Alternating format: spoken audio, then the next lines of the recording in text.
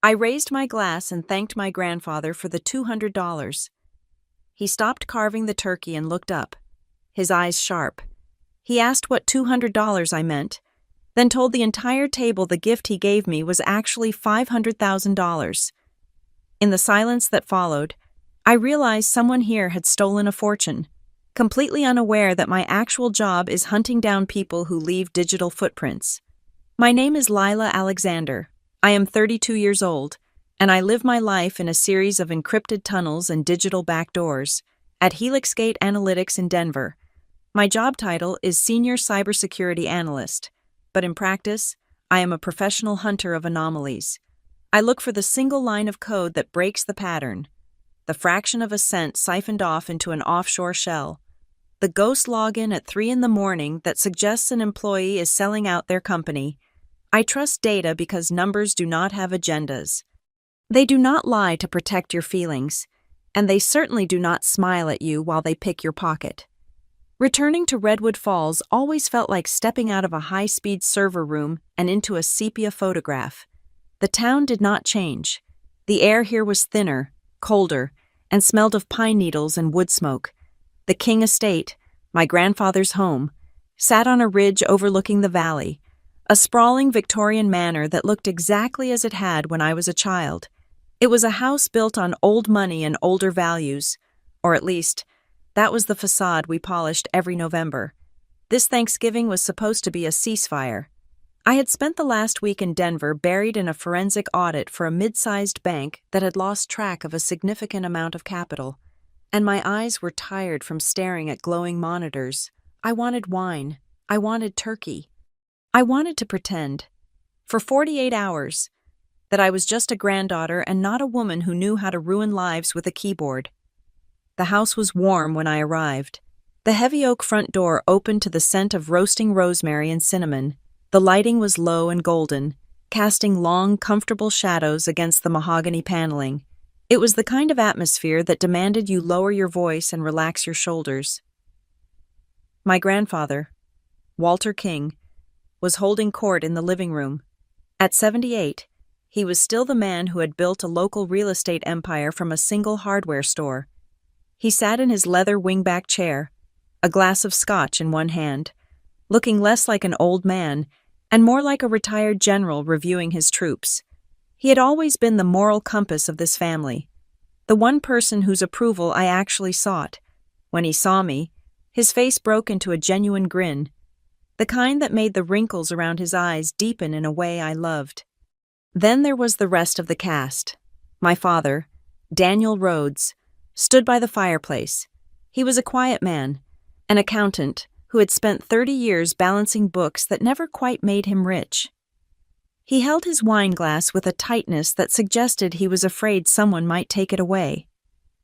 My mother, Rebecca King Rhodes, was fluttering between the kitchen and the living room, her movements frantic and bird-like. She was a retired elementary school teacher who treated every family gathering like a performance review. And finally, Hannah, my younger sister. Hannah was sprawled on the velvet settee, her phone held aloft at the perfect 45-degree angle to catch the light. She was 26 and listed her occupation as lifestyle curator on social media. To me, she was simply unemployed with a trust fund mentality. She waved at me without breaking eye contact with her screen, ensuring her followers knew she was having a quintessential, authentic family holiday. The tension started in the kitchen. 2 hours before dinner, I had gone in to help with the cranberry sauce. My mother was there, wiping down a counter that was already spotless. When she saw me, she stopped and reached into her apron pocket. She pulled out a cream-colored envelope and pressed it into my hand. Her fingers were cold. She told me that Grandpa wanted me to have this. She lowered her voice to a whisper, glancing toward the hallway to make sure we were alone. She said that business had been slow for the estate this year and cash flow was a little tight, but he wanted to give me something. Inside the envelope was a check written in my mother's handwriting, signed with a shaky approximation of my grandfather's signature. It was for $200. My mother squeezed my hand. She told me to please not mention the amount to him. She said he was sensitive about not being able to do more this year, and she did not want him to feel embarrassed in front of Daniel and Hannah. She asked me to just say thank you and leave it at that. I looked at the check. $200. It was a token gesture, gas money essentially, but I felt a surge of affection for the old man. He was proud, and if things were tight, the fact that he thought of me at all mattered. I put the check in my blazer pocket and promised my mother I would handle it with discretion. I told her I would not make it awkward. I had no idea that I was walking into an ambush. Dinner was served in the formal dining room. The long table was set with the good china, the plates rimmed in gold leaf that had survived 3 generations. The turkey sat in the center, golden brown and steaming. My grandfather took his place at the head of the table, carving knife in hand. He looked powerful, vibrant. He did not look like a man who was struggling to scrape together a holiday bonus. The conversation started with the usual harmless noise. Hannah talked about her engagement metrics and a potential brand partnership with a vitamin water company that I was fairly certain was a pyramid scheme. My father nodded along, asking questions about tax write-offs that Hannah clearly did not understand. My mother kept piling stuffing onto everyone's plates, laughing a little too loudly at jokes that were not particularly funny. I sat quietly, observing. It was a professional habit. I watched the micro-expressions. I watched the way my father would take a long drink every time the conversation shifted toward money. I watched the way my mother kept glancing at the grandfather clock, as if she were trying to run out the clock on a game I did not know we were playing. Walter cleared his throat. The table went silent. He set the carving knife down and looked directly at me. His eyes were clear, sharp, and full of pride. He asked me, with a booming conviviality, how it felt to finally have some real capital to play with. He said he knew I had been renting that apartment in Denver for years, and he hoped this would give me the freedom to finally buy a place of my own, or perhaps invest in my own consultancy firm. The room seemed to tilt slightly to the left. I paused, my fork hovering halfway to my mouth. I assumed, in that split second, that his mind was slipping. He was talking about buying a house with $200. My mother had warned me he was sensitive, that things were tight. I decided to play along, to be the good granddaughter who protected his dignity. I smiled. A bright, projected thing. I raised my glass slightly and spoke clearly, so everyone could hear that I was grateful. I said, "Grandpa, thank you again for the $200. I really appreciate it." The reaction was instantaneous, though I did not understand it yet. My mother dropped her salad fork. It clattered against the china with a sound like a gunshot. Hannah stopped chewing. My father closed his eyes for a second, as if bracing for impact. Walter froze. The smile vanished from his face, replaced by a look of genuine confusion, which then hardened into something steely and dangerous. He leaned forward, placing both hands flat on the table. He asked me to repeat myself. He asked, "What $200?" I faltered, my smile wavering. I glanced at my mother, but she was staring intently at her water glass.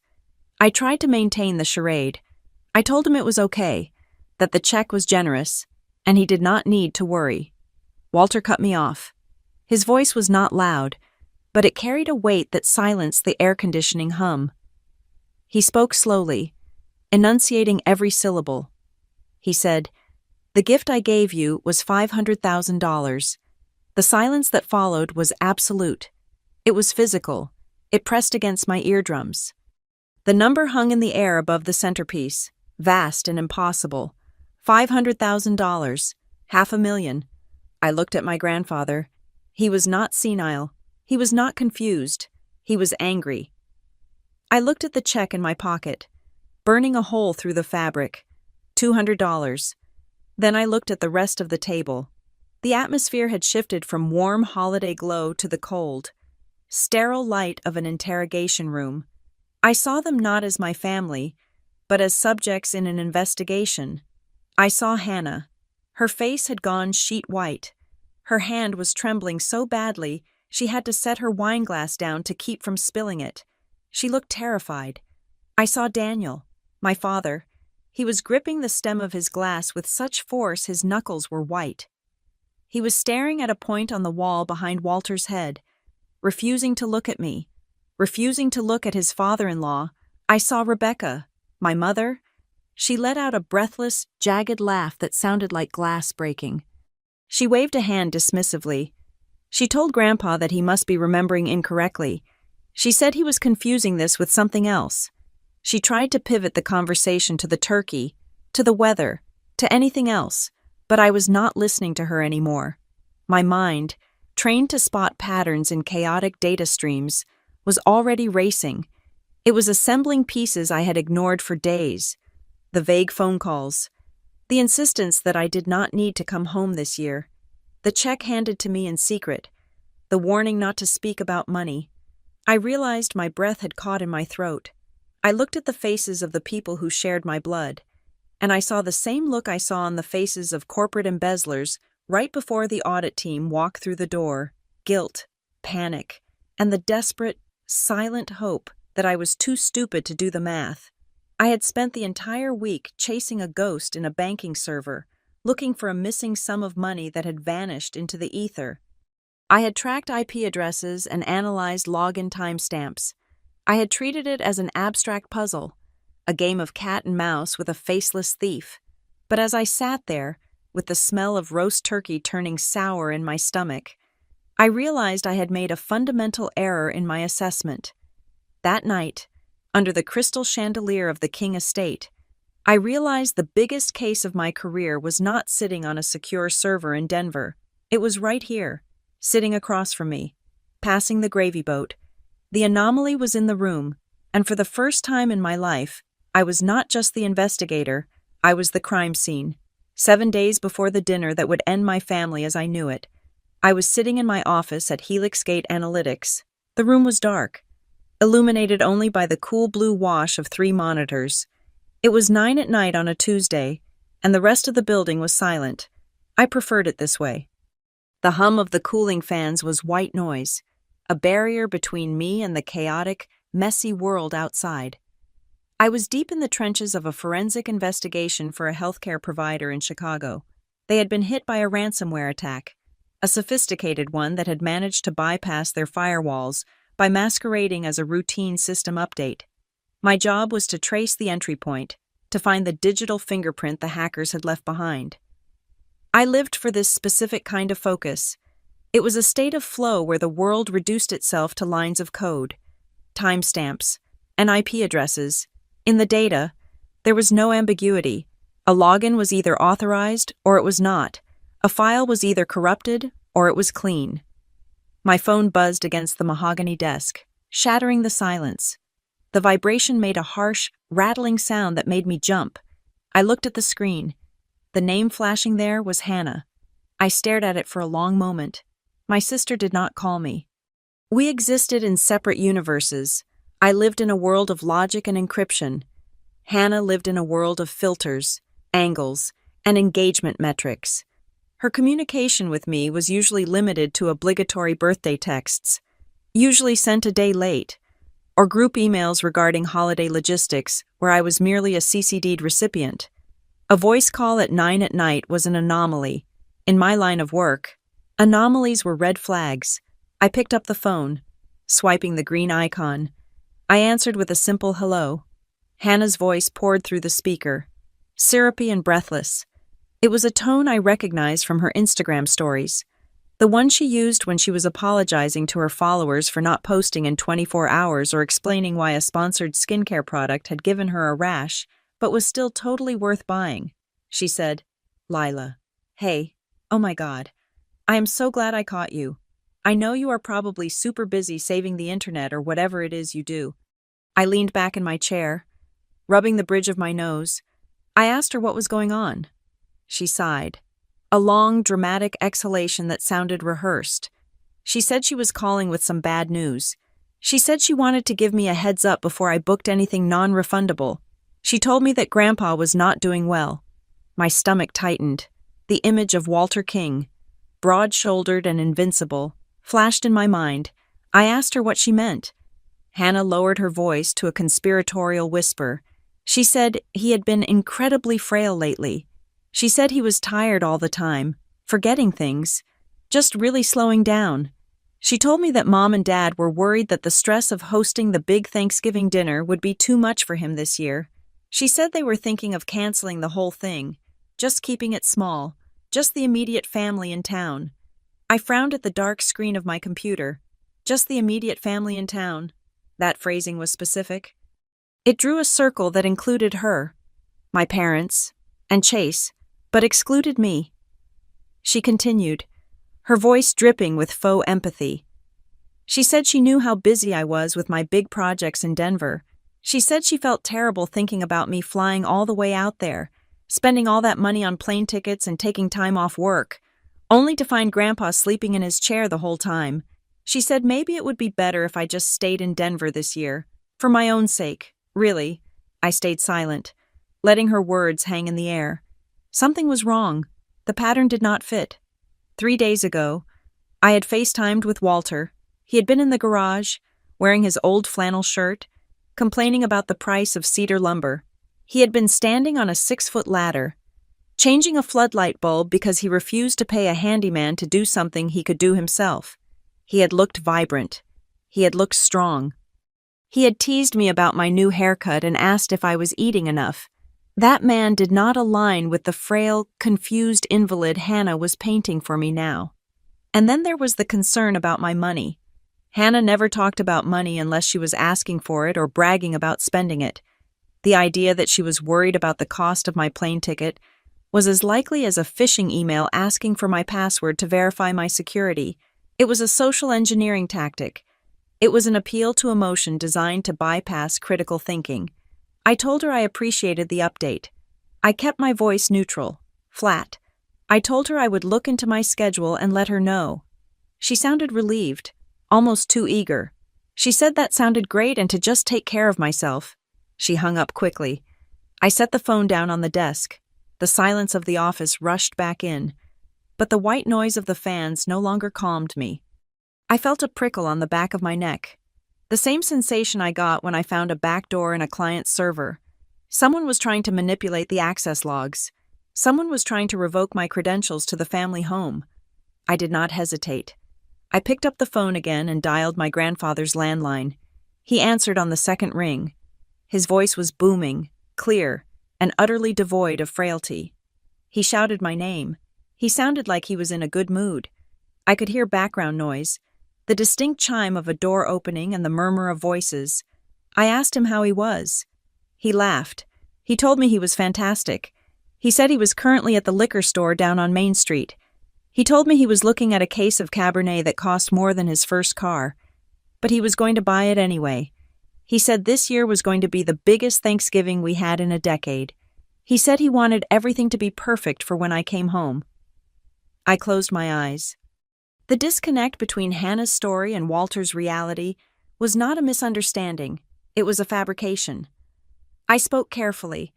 I told him I had heard he was feeling a bit under the weather. I said I was worried he might be overdoing it. Walter snorted. He asked who told me that. He said if anyone told me he was weak, they were projecting their own lack of character. He joked that he could still outlift my father and outrun Hannah's new boyfriend without breaking a sweat. He told me to stop worrying and just make sure I was hungry when I got there. We said our goodbyes, and I ended the call. I sat there in the dark, my hand still gripping the phone. The cold metal felt like a weapon. My grandfather was fine. He was planning a feast. He was expecting me. Yet, my sister had just spent 10 minutes trying to convince me he was on death's door. She had tried to convince me to stay away, and she had cited my parents as the source of this concern. Why? Why would my family want to exclude me from a holiday we had celebrated together every year of my life? Why use my grandfather's health as the leverage? It was cruel. It was unnecessary. Unless my presence was a threat. I turned back to my monitors. The lines of code from the Chicago hospital hack blurred together. I could not focus. The logical part of my brain, the part that solved puzzles for a living, was screaming at me. You do not block a user from the system unless you are trying to hide an unauthorized activity. You do not quarantine a file unless it contains evidence you do not want seen. My mind began to drift backward. I thought about the dynamic of the last few months, the vague emails from my father, The way my mother changed the subject whenever I asked about the estate upkeep. The way Hannah had suddenly upgraded her wardrobe from fast fashion to designer labels that I knew she could not afford on an influencer's income. I thought about money. Money was always the root code of the King family. My grandfather had it. My parents managed it. Hannah wanted it. I had built a career to ensure I never needed to ask for it. A memory surfaced, sharp and clear. When I was 18, right before I left for college, Walter had taken me to the bank. He had opened a joint checking account with me. He had put $10,000 in it. He told me it was for emergencies. He told me that if I ever got stuck, if I ever needed a flight home, or a bail bond, or a safe place to sleep, the money was there. He said he wanted his name on it so he could transfer funds instantly if I was ever in trouble. I had used it sparingly in college for books and a deposit on my first apartment. After I graduated and started making my own salary, I had stopped touching it. I had not logged into that account in years. I assumed it sat there, dormant, gathering dust and a few cents of interest, a relic of a time when I needed a safety net. But tonight, the anomaly in my sister's voice made me question every assumption I held. I opened a new tab on my browser. The incognito window was a reflex. I typed in the URL for Frontier Trust Bank. The homepage loaded, bright and blue. I stared at the login fields. I had to cycle through 3 different variations of my old passwords before I found the right combination. I had to answer security questions that felt like they belonged to a stranger. What was the name of your first pet buster? What is your mother's maiden name, King? The screen refreshed. A loading wheel spun for 3 seconds. Those 3 seconds felt longer than the entire week I had spent in Denver. If Hannah was lying about Grandpa's health, what else were they lying about? Why did they need me to stay in Denver? What was happening at that table that could not survive my scrutiny? I decided then and there, I would not trust their words. Words could be finessed. Tone could be faked. Tears could be manufactured. I would trust the only thing that had never betrayed me. I would trust the data. The dashboard of the bank account flashed onto the screen. My eyes went immediately to the balance. I expected to see a few $1,000s, maybe less, if bank fees had eaten away at it over the decade. I blinked. I leaned closer to the monitor, the blue light reflecting in my pupils. The balance was not what I expected. It was not a dormant account. It was active. I clicked on the transaction history tab. The list populated, row after row of data. Dates, merchants, transfers, withdrawals. My heart began to hammer against my ribs. A slow, heavy rhythm of dread. I was looking at a crime scene. I was looking at a digital autopsy of my family's integrity. And as I scrolled down, tracing the movement of numbers that should not have existed, I realized that Hannah's phone call was not a friendly suggestion. It was a desperate attempt to keep the victim away from the evidence. I was not just the granddaughter anymore. I was the auditor, and the audit had just begun. The monitor cast a harsh, blue-white pallor over my face as the transaction history finally populated. For a moment, the screen looked exactly as I expected it to look. It was a digital ghost town. There were years of silence, a long, empty scroll of zeros and inactivity stretching back to my college graduation. The interest payments were pennies, accumulating dust in a vault I had forgotten existed. Then I scrolled up to the top of the page, to the activity from 3 months ago. The breath left my lungs in a sharp, silent hiss. There, dated August 14th, was a deposit. It was labeled simply as incoming wire transfer, and the sender was Walter King. The amount was not a birthday check. It was not an emergency fund. It was $500,000. I blinked, leaning closer to the screen until the pixels blurred. I actually wiped the monitor with my thumb, as if the comma was a smudge of dust I could clear away, but the number remained. $500,000, $500,000. My first reaction was not anger. It was not even suspicion. It was a flat, absolute disbelief. My brain, trained to look for logical patterns, immediately rejected the data. This had to be a clerical error. This was a bank glitch, a routing number mistyped by a tired teller that had accidentally dumped corporate capital into a dormant personal account. My grandfather was wealthy. Yes, but he did not just wire $500,000 to a granddaughter he rarely saw without a phone call, a contract, or at least a card. This was the kind of money that came with lawyers and signatures, not a silent electronic beep in the middle of August. I moved my mouse to the next line. 24 hours later, August 15th, outgoing wire transfer. $499,800. The balance had plummeted back to near zero in the span of a single rotation of the Earth. The money had touched down in the account just long enough to clear, and then it had vanished. I sat back in my chair, the leather creaking loudly in the empty office. This was not a glitch. Glitches do not clean up after themselves. Glitches do not leave a balance of exactly $200 behind. I felt a cold prickle of adrenaline start at the base of my spine. This was the feeling I got when I found a rootkit in a client's server. The realization that an intruder was not just knocking at the door, but was already inside the house, eating from the fridge. I cracked my knuckles and leaned forward. If this was a theft, it was sloppy. Speed usually meant panic, and panic meant mistakes. I clicked on the transaction details for the withdrawal.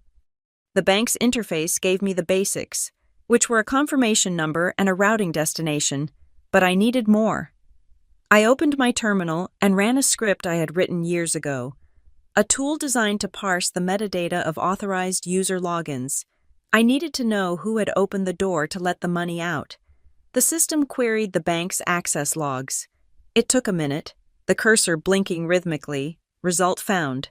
Device MacBook Pro, 16-inch, 2023 model. OS. Mac OS. Sonoma 14.1. Browser Safari.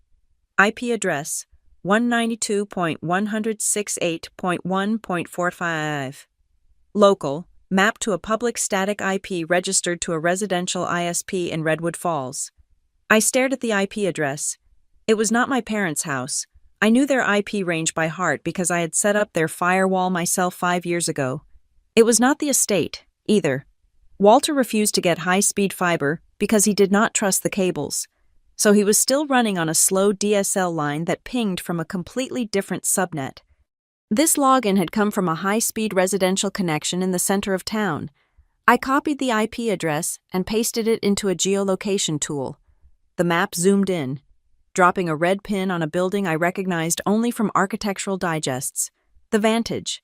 It was a new luxury condominium complex downtown, the kind of place that advertised concierge service and a rooftop infinity pool.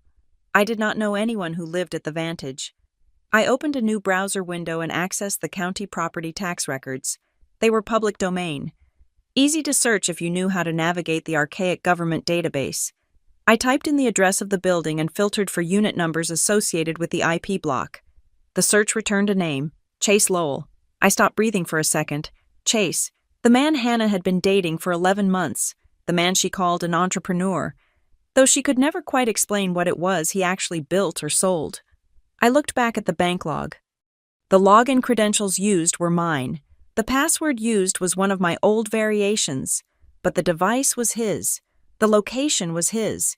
I felt a wave of nausea, but I pushed it down. I needed to be sure. In my line of work, coincidence was a theory, but correlation was evidence. I opened Instagram. I navigated to Hannah's profile. My sister lived her life in high definition. She documented everything, from her morning latte to her evening skincare routine. If they had spent the money, the receipt would be right there on her grid, hidden in plain sight. I scrolled back to August 14th, the day the money arrived. Hannah had posted a photo of a packed suitcase, Louis Vuitton, with the caption, "Big things coming, manifesting abundance." August 16th, the day after the money vanished. The location tag was Maldives. The photo showed Hannah in a white bikini, holding a glass of champagne on the deck of an overwater bungalow. The caption read, "Sometimes you just have to treat yourself. Blessed." I cross-referenced the cost of the bungalow. The resort was the Waldorf Astoria Maldives Ithafushi. A night there cost upwards of $3,000. She had stayed for 10 days. I kept scrolling. September, Santorini. A private yacht charter, October, Las Vegas. A suite at the Wynn. I pulled up the transaction history on the bank account again. There were other, smaller hits, following the massive withdrawal, charges that looked innocuous to an untrained eye. HG Services, Global Concierge Limited, LR Ventures. I ran the merchant codes. They were not business expenses. HG Services was a shell merchant often used to mask payments to high-end travel agencies. Global Concierge mapped directly to a VIP hosting service in Vegas. They were burning through the cash, and they were doing it while pretending to be a startup. But there was one transaction that made me pause. It was the most recent one, dated just yesterday. Withdrawal cash, counter service, branch 044, Redwood Falls, amount $200. I stared at that line until the numbers seemed to burn into my retinas. $200. The check in my pocket felt heavy, like a stone. My mother had handed me that check this afternoon. She had told me it was a gift from Grandpa. She had told me things were tight. She had told me not to mention it. The realization hit me with the force of a physical blow, that $200 was not a gift from Walter's struggling estate. It was the scraps of my own money. It was the debris left over after they had looted the vault. Someone, Chase, Hannah, maybe even my parents had walked into the bank yesterday, used my credentials or a forged authorization, and withdrawn the last $200 from the $500,000 stolen fortune. Then my mother had written a check for that exact amount and handed it to me, framing it as an act of charity. It was not just theft, it was theater. They were laughing at me. They were so confident in my ignorance, so sure that I was just the tech support daughter who lived far away and never checked her balances, that they were feeding me my own money and expecting me to say thank you. I felt a cold, hard rage settle in my chest. It was a different kind of anger than I had ever felt before. It was quiet. It was clarifying. I did not scream. I did not throw the monitor. I went to work. I exported the entire transaction log as a CSV file. I took screenshots of every single page, capturing the timestamps, the IP addresses, and the merchant codes. I went to the county records site and downloaded the deed to Chase Lowell's apartment. I went to Hannah's Instagram and used a scraping tool to download every photo and caption from the last 3 months, preserving the metadata that proved where she was and when. I compiled it all into a folder. Then I encrypted the folder with a 256-bit key.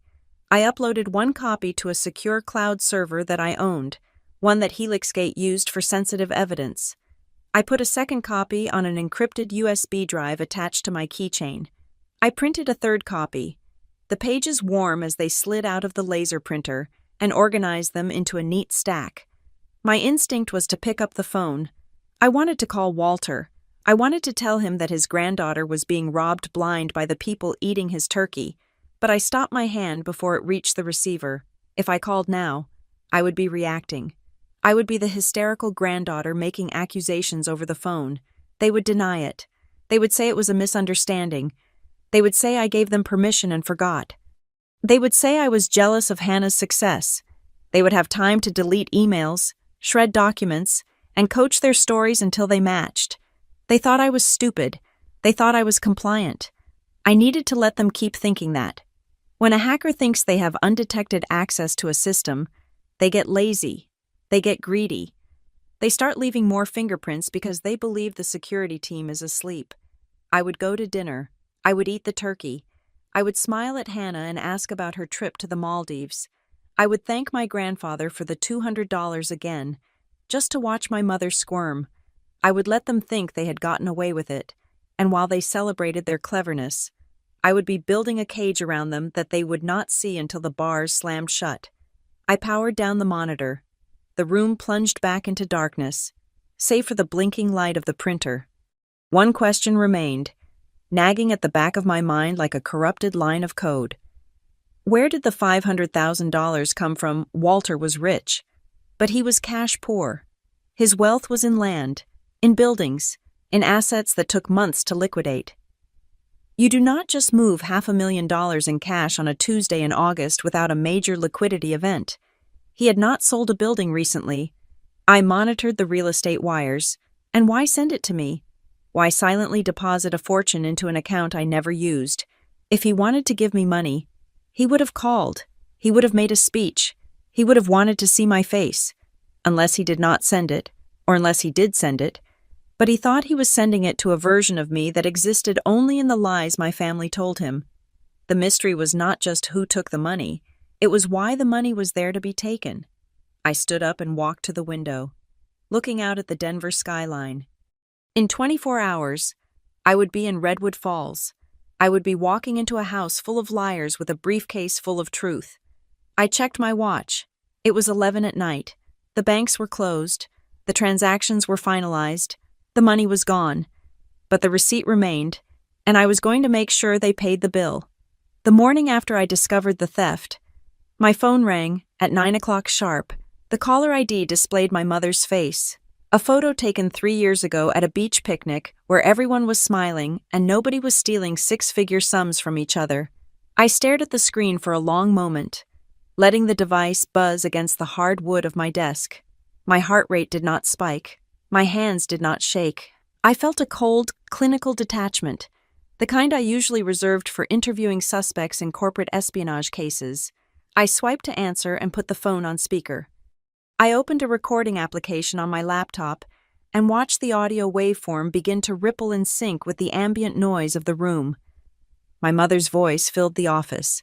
It was a masterpiece of maternal gaslighting. She sounded tired, affectionate, and just a little bit frantic. She started by asking if I had slept well, but she did not wait for an answer before pivoting to the real reason for her call. She told me that she wanted to give me a little context about Grandpa before I came home. She said that his age was finally catching up to him in ways that were becoming difficult to manage. She lowered her voice, as if sharing a shameful family secret, and told me that he had started mixing up his accounts. She said he would transfer money around, forget he had done it, and then get angry when the balances looked wrong. She told me that if I saw anything strange, or if he mentioned sending me anything, I should just ignore it. She said she and my father were handling it. They were fixing his mistakes. I sat in silence, watching the blue line of her voice bounce across my screen.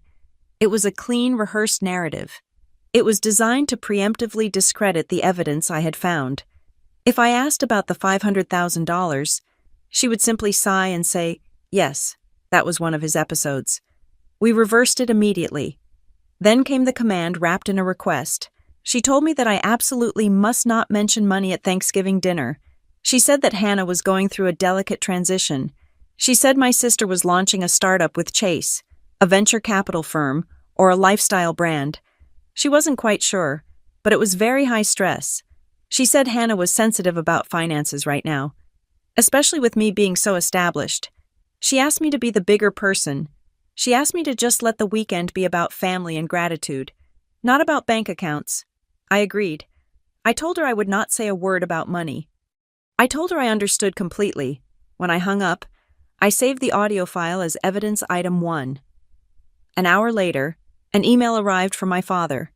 Daniel Rhodes was a man who avoided conflict the way most people avoided oncoming traffic.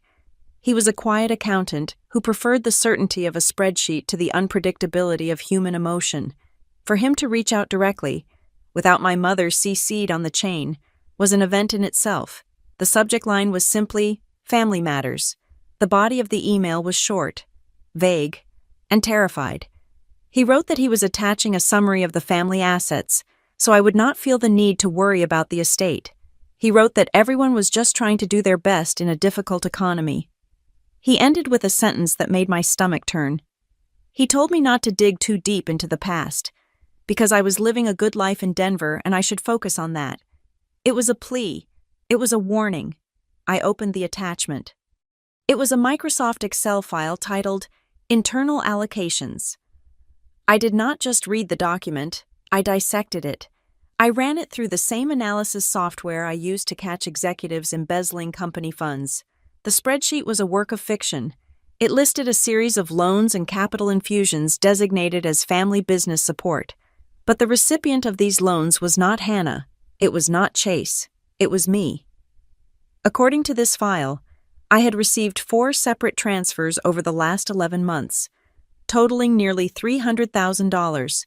They were labeled as consulting fees, brand development support, and personal hardship loans. Next to each entry was a digital notation claiming that a signed authorization was on file. I had never seen this money. I had never signed these papers. I zoomed in on the metadata of the file. This was where amateurs always made their mistakes. They thought that what they typed in the cells was the only story the file told. They forgot that every digital document carries the DNA of its creation.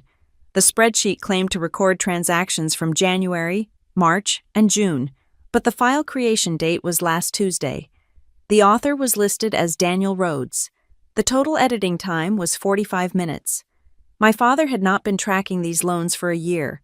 He had panic-created this spreadsheet 5 days ago, likely right after Hannah told them I might be coming home. He had backdated the entries to match the times when Chase and Hannah had been spending lavishly on their trips. They were using my name as a dump truck to carry their debt. They were building a paper trail that said Lila Alexander took the money, not Hannah Rhodes. But the real revelation, the one that turned my blood to ice, was not in the spreadsheet itself. It was in the email chain. My father, in his haste or his technological incompetence, had not created a new email to send to me.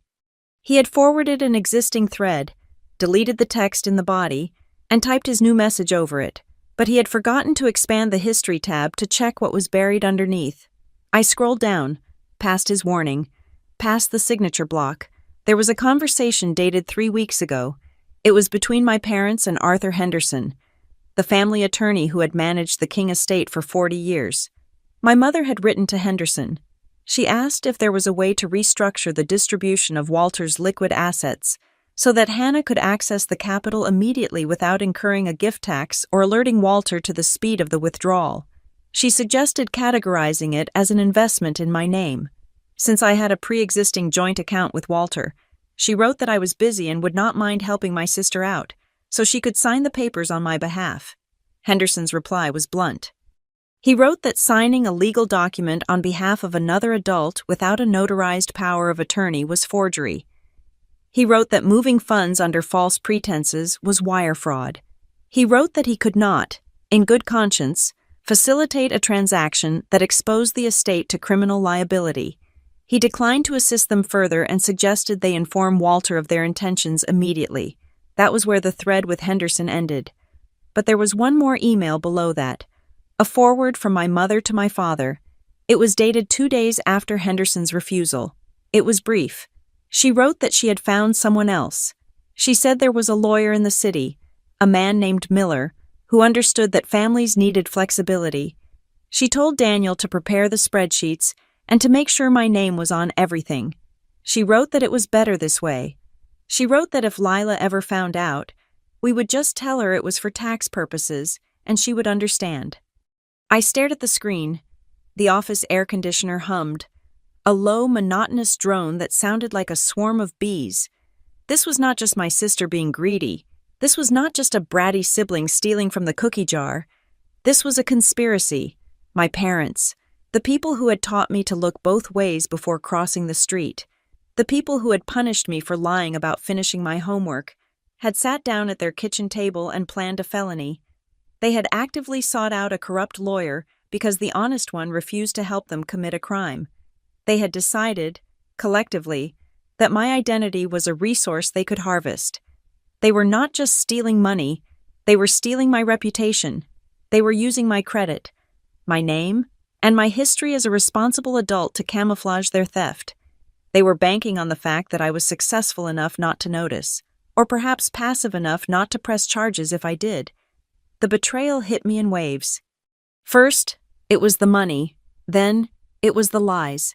But the heaviest wave was the realization of how little they thought of me. To them, I was not a person, I was a mechanism.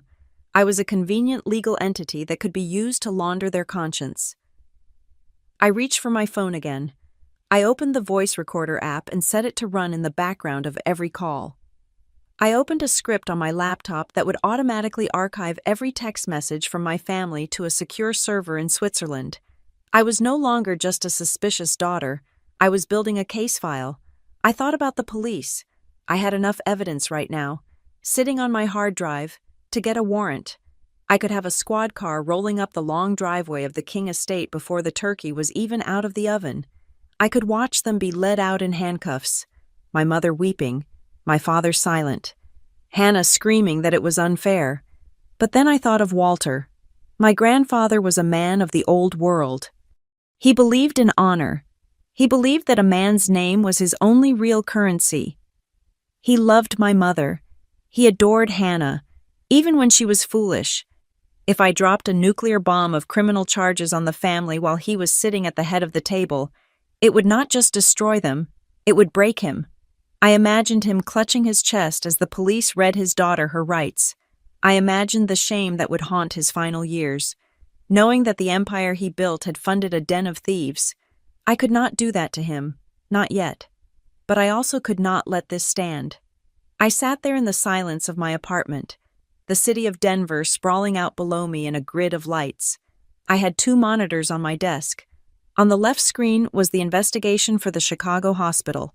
It was a complex web of Russian botnets and encrypted payloads, a puzzle of international cyber warfare.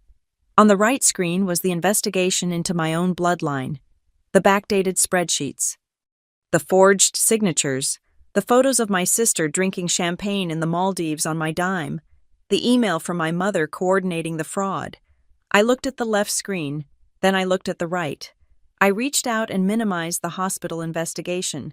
I sent a quick message to my project manager telling him I had a family emergency and would be offline for 48 hours. I was not going home to celebrate Thanksgiving. I was going home to conduct a raid. I pulled up the passenger list for my flight the next morning. I checked my luggage allowance. I would need space for my portable projector. I would need space for the hard drives. I would need space for the printed dossiers I was about to compile. My mother had told me to be the bigger person. She had told me to protect the family. I intended to do exactly that. I would protect the only member of the family who actually deserved it. I started typing a new script, one that would scrape the financial records of Chase Lowell's shell company. The cursor blinked. A steady, rhythmic heartbeat. The line between justice and revenge is often just a matter of who is telling the story.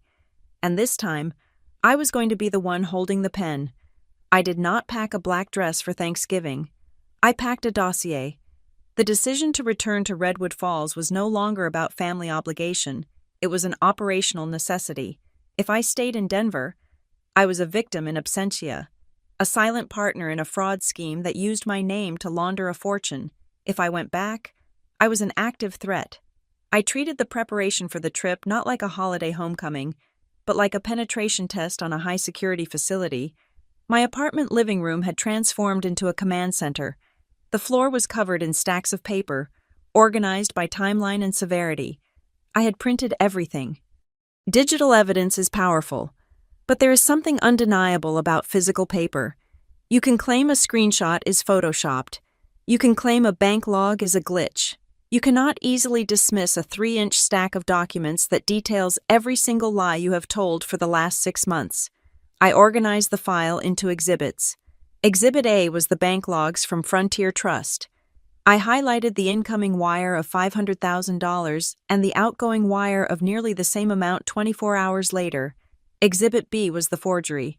I had scanned the power of attorney document my father had attached to the email.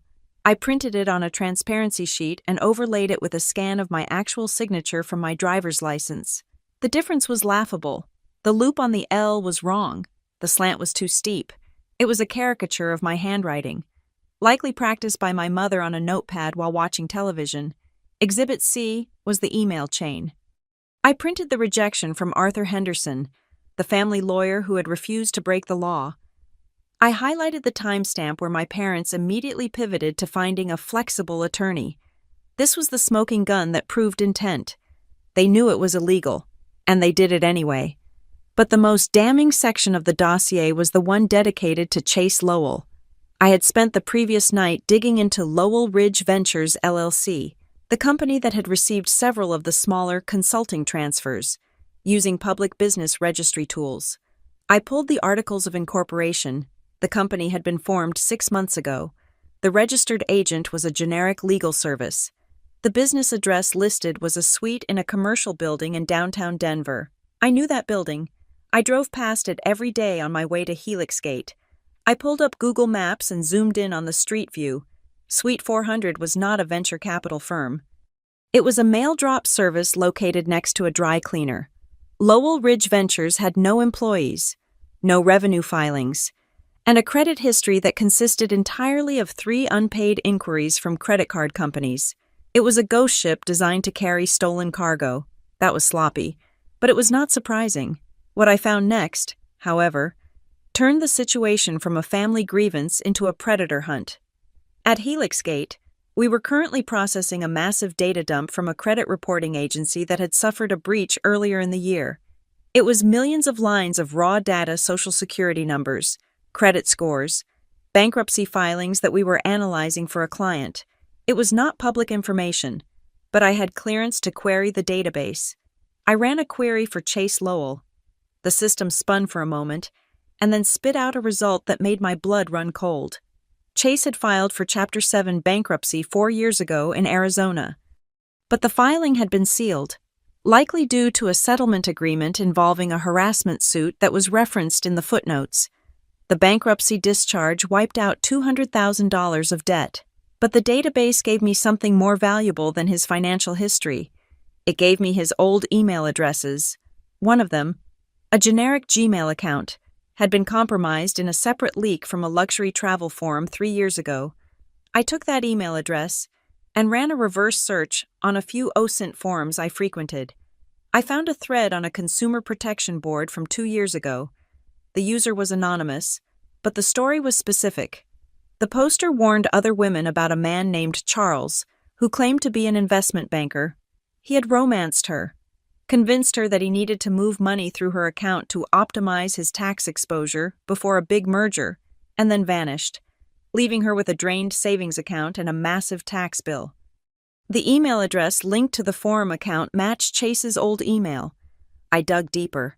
I found another woman in Seattle with a similar story on a different board, then another in Austin. The pattern was identical. He targeted women who had access to family money, but were insecure about their own financial literacy. He used the tax avoidance excuse to get access to their accounts, or to get them to sign over funds. He always insisted on secrecy, framing it as a sophisticated financial maneuver that regular people would not understand. I needed to be sure. I found the contact information for the woman in Seattle, whose name was Sarah. It was late, but I called her. She answered on the 3rd ring, her voice guarded. I introduced myself. I told her I was investigating a man who might be using the alias Chase Lowell, but who used to go by Charles. I gave her the email address. There was a long silence on the other end. Then, I heard a sharp intake of breath. She asked me if he was driving a black Range Rover. I told her he was currently driving my sister's Mercedes. But yes, the profile fit. She told me everything. He had charmed her for 6 months. He had met her parents. He had even proposed. Then, 2 weeks before the wedding, he claimed his assets were frozen due to a misunderstanding with the IRS. He asked to move $300,000 through her account to pay a vendor for his business. She signed the authorization. The money came in from her father's account, and then it went out to an offshore entity. Chase disappeared 3 days later. She told me she was still paying off the legal fees. She told me her father had never forgiven her. I thanked her and hung up. My hands were shaking, not from fear, but from a cold, hard realization. Hannah was not just a co-conspirator, she was a mark. My parents were not just thieves, they were accomplices to a con artist who had played them like a fiddle. They thought they were being clever by stealing from me to help Hannah, but they were actually shoveling the family fortune into a furnace. I needed legal leverage. I could not just walk into dinner with a sad story. I needed the weight of the law behind me. I made an appointment with a criminal defense attorney in Denver named Marcus Thorne. He was expensive, aggressive, and had absolutely no ties to the King family or Redwood Falls. I sat in his glass-walled office and laid out the spreadsheet, the forged signature, and the witness account from Sarah. Thorne looked over the documents in silence. He adjusted his glasses. He asked me if I understood what I was looking at. I told him I saw fraud. He corrected me. He said I was looking at grand larceny, wire fraud, aggravated identity theft, and conspiracy. He said that because the wire transfer crossed state lines, it was a federal offense. He pointed to the email from my mother. He said that email alone carried a potential prison sentence of 5 years because it proved premeditation. I asked him if the fact that it was family mattered. He looked at me with pity. He told me that the law does not have a sibling discount. He said that if I reported this, the district attorney would prosecute. He said my parents would likely lose their licenses. My father would never work as an accountant again. My mother would lose her pension eligibility. Chase would go to prison for a long time, given his prior history. He asked me what I wanted to do. I told him I wanted the money back, and I wanted to make sure they could never use my name again. Thorne leaned back. He advised me to give them one chance. He said that once the police were involved, I would lose control of the train. It would destroy the family permanently. He suggested I present the evidence to the patriarch, my grandfather. Let him be the judge. But he warned me. I had to be ready to pull the trigger if they did not surrender. He told me to prepare the affidavit. He had his paralegal draft a formal complaint for the FBI and the local police, leaving the date blank. He put it in a crisp blue folder. He told me that if things went south, I should walk out of the house and drive straight to the police station. I left his office with the blue folder tucked into my bag. It felt like I was carrying a loaded gun. I returned to my apartment to finalize the logistics. I knew how these family arguments went. There would be screaming. There would be gaslighting. My mother would cry. Hannah would play the victim. My father would try to blur the facts with vague accounting terms. They would try to drown me out. I needed to control the narrative. I needed to make sure they could not interrupt the truth. I sat down at my desk and opened the webcam on my laptop. I fixed my hair. I put on a neutral expression. I pressed record. I spoke directly to the camera. I did not shout. I did not cry. I laid out the facts chronologically. I said, "My name is Lila Alexander. On August 14th, $500,000 was wired to an account in my name. On August 15th, it was stolen. The people who stole it are sitting at this table." I walked through the evidence, holding up the documents one by one to the camera. I explained the IP addresses. I explained the forged signature. I explained who Chase really was. I spoke for 10 minutes. It was a deposition delivered in advance. I saved the video file to my laptop and to my phone. Then, I went to an electronics store. I bought a high-lumen portable projector, the kind used for business presentations in bright rooms. I bought a heavy-duty HDMI cable. I bought a portable screen that folded down into a small tube, just in case there was no clear wall. I went back to my car and packed. I put the primary USB drive in my pocket. I put a backup drive in the lining of my suitcase. I hid a third drive under the spare tire in the trunk of my rental car. I treated the data like nuclear launch codes. I packed my clothes, but they felt like costumes. I chose a sharp, tailored blazer and dark trousers. It was armor. I wanted to look like the professional they had underestimated. As I zipped up my suitcase, I looked around my apartment. It was quiet. It was safe. It was paid for with money I had earned honestly. I thought about Walter. I thought about the pride in his voice when he talked about the family name. He believed we were better than this. He believed we were honest people. I was about to break his heart. But if I did not do this, I would be letting them sell his legacy for a few trips to the Maldives and a fake investment firm. I drove to the airport in the pre-dawn darkness. The city lights blurred past me. I boarded the plane to Redwood Falls with the blue folder in my carry-on. The flight attendant smiled at me and asked if I was going home for the holidays. I looked at her. I did not smile back. I told her I was going on a business trip. I sat in my seat and watched the ground fall away. I made a promise to myself as we climbed through the clouds. There are 2 kinds of peace. There is the peace you get by swallowing the poison and pretending it is wine. And there is the peace you get by spitting it out, even if it stains the tablecloth. I was done swallowing the poison. I closed my eyes and ran through the plan one last time. The projector, the folder, the video, the exit strategy. I was ready. The table was set, and I was bringing the carving knife. The dining room was a masterclass in performed happiness. My mother had outdone herself with the decor. The table was a long, polished expanse of mahogany, groaning under the weight of porcelain platters and crystal goblets. Tall tapered candles flickered in silver holders, casting a soft, forgiving light that smoothed out wrinkles and made the tension in my father's jaw look almost like a shadow. The air smelled of roasted sage, heavy cream, and the expensive Pinot Noir that my grandfather had uncorked an hour ago. I sat at the middle of the table, sandwiched between an aunt who smelled of lavender and a cousin who was too busy texting under the table to notice the war brewing around him. To my right was my sister, Hannah. To the head of the table sat Walter, the emperor of this little kingdom, looking flushed and content. For the last hour, I had been a ghost. I ate my turkey. I passed the green bean casserole. I smiled when required. But behind my eyes, I was running a surveillance operation. I was not tasting the food. I was recording the metadata of the evening. I watched the way my mother's eyes darted to my father every time the conversation lulled. I watched the way my father refilled his wineglass before it was even half empty. I watched Hannah, who was currently the star of the show, performing a monologue that would have made a reality TV producer proud. Hannah held up her left hand, letting the chandelier catch the light of the diamond on her finger. It was a massive stone, ostentatious and blinding. She announced that Chase had designed it himself. She said he wanted something that symbolized their journey together, something bold and timeless. She called it an investment in their shared brand. A chorus of coos and gasps went up from the relatives. My Aunt Linda leaned across the table, clutching her chest, and told Hannah she was the luckiest girl in the world.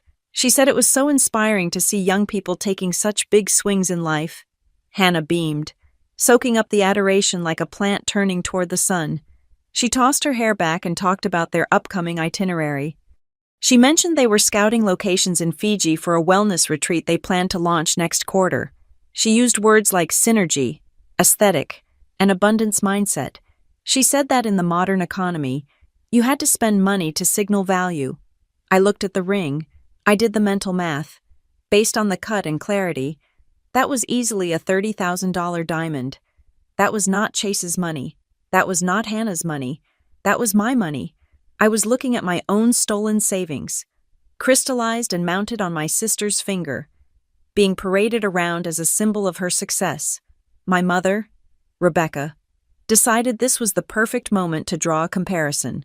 She leaned forward, her face flushed with wine and pride.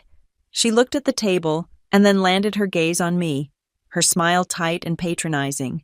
She said that she was just so proud of Hannah for having the courage to live big.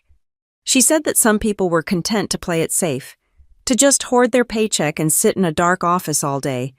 But Hannah was out there grabbing life by the horns. She looked directly at me and added that maybe I could learn a thing or two about enjoying myself. She said I was always so serious, so focused on saving for a rainy day that I missed the sunshine. The table laughed politely. It was the old family narrative, Lila the boring worker bee, Hannah the vibrant butterfly. I took a sip of water. The water was cold. It helped settle the fire in my stomach. I did not defend myself. I did not point out that my boring job paid for the roof over my head. While Hannah's bravery was funded by grand larceny, I just smiled a thin, brittle smile and nodded. My father, Daniel, did not laugh. He was staring into his wineglass as if the bottom of it held the solution to a complex equation. He looked pale. Sweat had beaded on his upper lip, despite the coolness of the room. Every time Hannah mentioned a dollar amount or a luxury brand, he flinched. He was drinking with a desperate, rhythmic efficiency. Walter was watching them too. He sat at the head of the table, slicing a piece of ham with precise, deliberate movements. He listened to Hannah's stories about Fiji and private villas. Occasionally, his eyebrows would knit together, a flicker of skepticism crossing his face when the numbers she threw around didn't quite add up for a girl who had never held a salaried job. But he said nothing. He loved her. He wanted to believe the fairy tale she was spinning just as much as everyone else did. The dinner dragged on. Plates were cleared. The conversation shifted from travel to local gossip, then back to Hannah's wedding plans. The air in the room grew heavier, thick with the unspoken secrets that were bouncing between my parents and my sister. They were terrified. I could see it in the way they avoided eye contact with me. They were waiting for me to ask a question, to mention a transaction, to ruin the script. But I stuck to the script my mother had given me. I played the role of the ignorant daughter. I asked Hannah about the color scheme for the wedding. I asked my father how his golf game was. I let them relax. I let them think they had successfully managed me. Then came dessert. My mother brought out a pumpkin pie and a tiered tray of pastries. The mood at the table was high. The wine had done its work. The danger seemed to have passed. Walter tapped his spoon against his glass. The sharp, clear chime cut through the chatter. The room fell silent. He stood up, holding his glass of port. He looked older tonight, but strong. He looked like a man who had worked hard for every inch of ground he stood on. He cleared his throat. He said he wanted to propose a toast. He looked around the table, smiling at his cousins, his neighbors, his children. Then his eyes landed on me. His expression softened. It was a look of genuine, unadulterated pride. He said that this year, he was especially thankful for the future. He said he had watched his grandchildren grow up, and he had worried about them, as all grandfathers do. But this year, he felt a deep sense of relief. He looked at me and said, "Lila, I want to single you out." The room went quiet. My mother froze. The pie server hovering halfway to a plate. Walter continued. He said he knew he had always been hard on us about the value of $1. He said he preached saving and thriftiness, but he said he also knew that there came a time when you had to trust the next generation to build something of their own. He raised his glass higher. He said, "So, Lila, how does it feel to finally have some real capital to play with? I hope you use it to build something magnificent. You have earned my trust, and I want to see you fly." The silence that followed was not the comfortable silence of a toast. It was confused. The relatives looked at each other. Real capital. They knew I had a good job, but Walter spoke as if he had just handed me the keys to the kingdom. My mother moved so fast she nearly knocked over the gravy boat. She let out a loud, nervous laugh that sounded like a bark. She interrupted him, her voice shrill. She said, "Oh, Dad, you are embarrassing her. Lila is shy about money. You know that." She turned to the table, her eyes wide and manic. She said, "It was just a little gift. Everyone, just a little something to help with rent. You know how expensive the city is these days." She was rewriting reality in real time. She was trying to shrink a fortune down to a stocking stuffer. I looked at her. I saw the panic in her eyes. She was begging me, silently, to play along. She was pleading with me to be the accomplice she needed. I looked at Hannah. She was staring at her plate, her face pale, her hand gripping the table edge so hard her knuckles were white. I looked at Daniel. He had closed his eyes, as if waiting for a bomb to go off. And then I looked at Walter. He looked confused by my mother's interruption. He frowned, looking between Rebecca and me. I decided to end it. I did not stand up. I remained seated, my posture perfect. I picked up my wine glass. I looked directly at my grandfather, ignoring the frantic signals from my mother. I smiled the warmest, most innocent smile I could muster. I said, "Grandpa, thank you again for the $200. I really appreciate it. It will definitely help with gas for the drive back." The words hung in the air. Simple, polite, devastating. Walter froze. His smile evaporated. He lowered his glass slowly to the table. The confusion on his face deepened, then hardened into something sharp. He tilted his head, as if he had misheard me. He asked, "What $200? The room was dead silent now. The only sound was the ticking of the grandfather clock in the hallway. I kept my voice steady. I said, "The check Mom gave me today. From you. For $200. Walter turned his gaze to my mother. It was a look I had never seen him direct at her before. It was cold. It was assessing. Then he looked back at me. He spoke clearly, his voice projecting to the back of the room. He said, "Lila, I did not give you $200. The gift I gave you was $500,000. The number landed on the table like a physical weight. $500,000? $500,000? A gasp went around the room. My Aunt Linda dropped her fork. It clattered loudly against her china plate. Uncle Bob choked on his wine. Hannah made a small, strangled noise. Her spoon slipped from her fingers and hit the floor with a metallic ring. Her face had drained of all color, leaving her makeup standing out like a mask. My mother stood up. She was shaking. She tried to laugh again, but this time it came out as a dry heave. She said, "Dad, stop it. You are confused. You are mixing up your numbers again." She looked around the table, waving her hands dismissively. She said, "He has been doing this lately. Everyone, his memory isn't what it used to be. He gets confused about the accounts. It is the medication." She was gaslighting him in front of 30 people. She was calling her own father senile to cover her tracks. Walter did not look senile. He looked furious. His face turned a dark shade of red. He slammed his hand down on the table, making the silverware jump. He roared that he was not confused. He said he wired the money himself in August. He said he sat in the bank manager's office and signed the papers. He turned to my father. He asked Daniel if he hadn't confirmed the transfer went through. Daniel opened his mouth, but no sound came out. He looked like a man who was drowning. He looked at Rebecca, then at the floor. He could not speak. The relatives were staring at us with open mouths. This was not a holiday squabble. This was a scandal unfolding in real time. The air was thick with judgment and shock. My mother turned to me, her eyes pleading, desperate, and angry all at once. She hissed at me to stop this. She said I was ruining everything. She said I knew Grandpa made mistakes. I sat there, calm in the eye of the hurricane. I felt a strange sense of detachment. I looked at the people who were supposed to protect me, the people who claimed to love me. I saw them for what they were. They were not family. They were parasites, and they had fed on the wrong host. I reached down into my bag, which I had placed by my feet. I felt the cool metal casing of the portable projector. I felt the weight of the blue folder. I picked up my napkin and dabbed the corner of my mouth. I folded it neatly and placed it on the table next to my plate. I looked at my mother, and for a split second, I let her see the truth in my eyes. I let her see that I knew everything.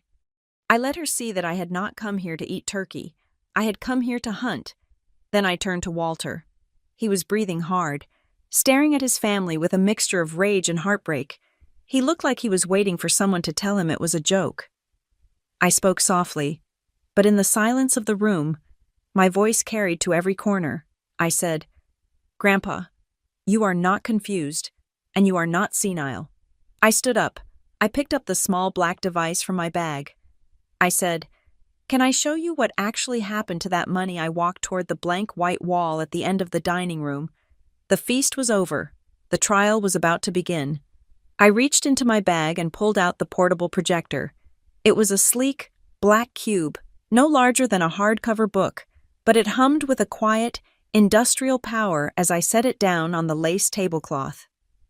I pushed a crystal vase of white roses to the side, clearing a line of sight to the blank, cream-colored wall behind my father's head. The room was suspended in a suffocating silence. 30 relatives sat frozen, their forks hovering over half-eaten pumpkin pie, their eyes darting between me and the device in my hand. I plugged the HDMI cable into my phone with a sharp, audible click. I did not ask for permission. I did not apologize for the interruption. I simply reached over and dimmed the dining room switch, plunging the table into a twilight gloom.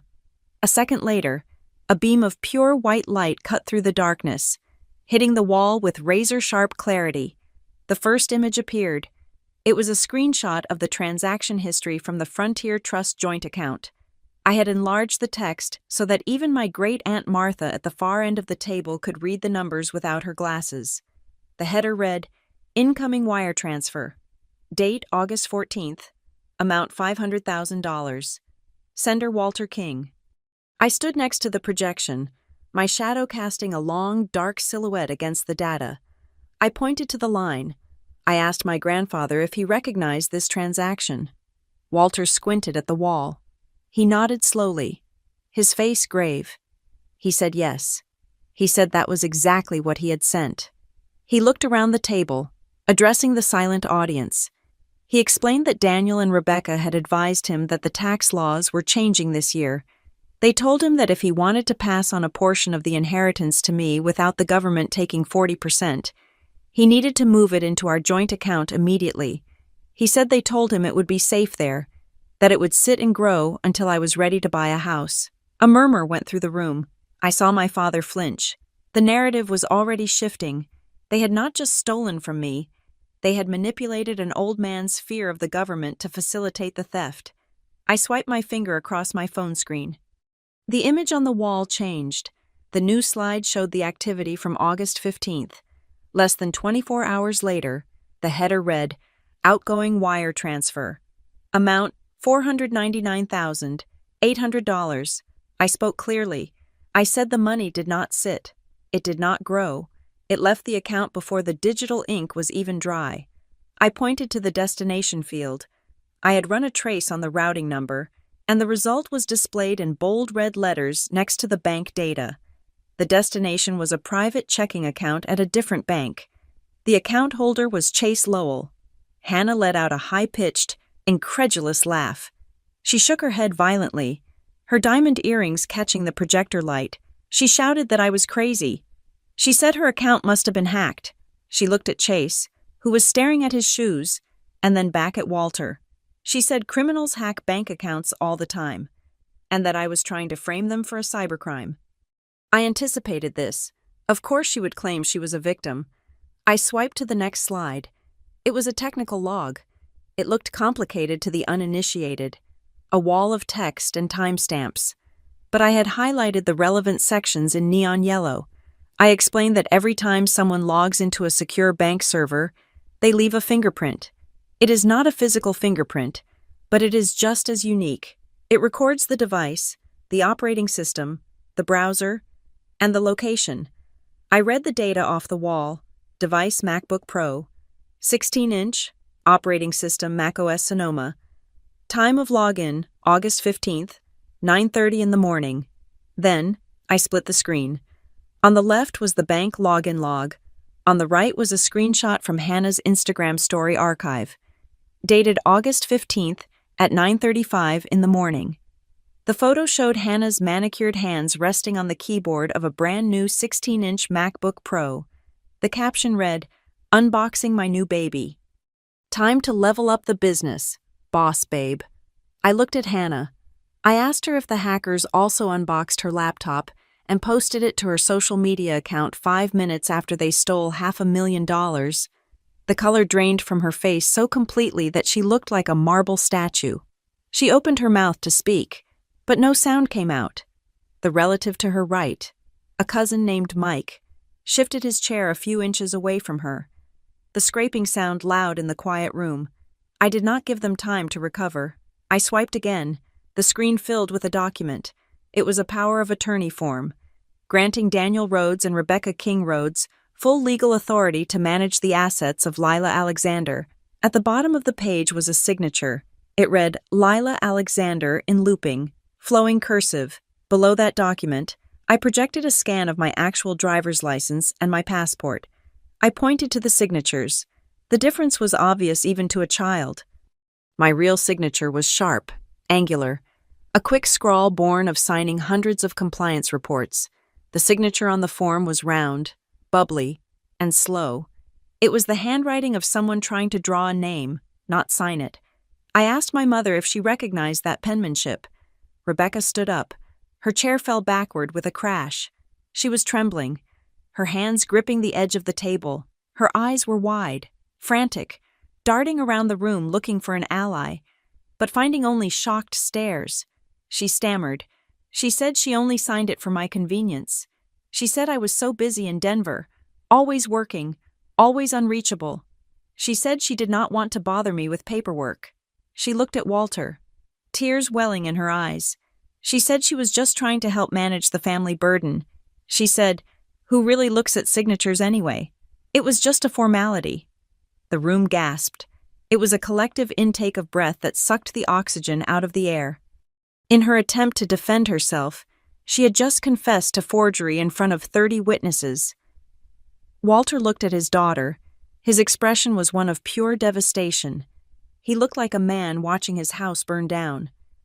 Realizing too late that the arsonist was holding his hand, I swiped again. The screen changed to the Excel spreadsheet my father had sent me. I had highlighted the rows labeled Loan to Family Business and Marketing Fund. The total next to these rows was nearly $300,000. I turned to Daniel. He was weeping silently now, tears tracking through the sweat on his face. He did not look up. I said that there was no family business. There was no marketing fund.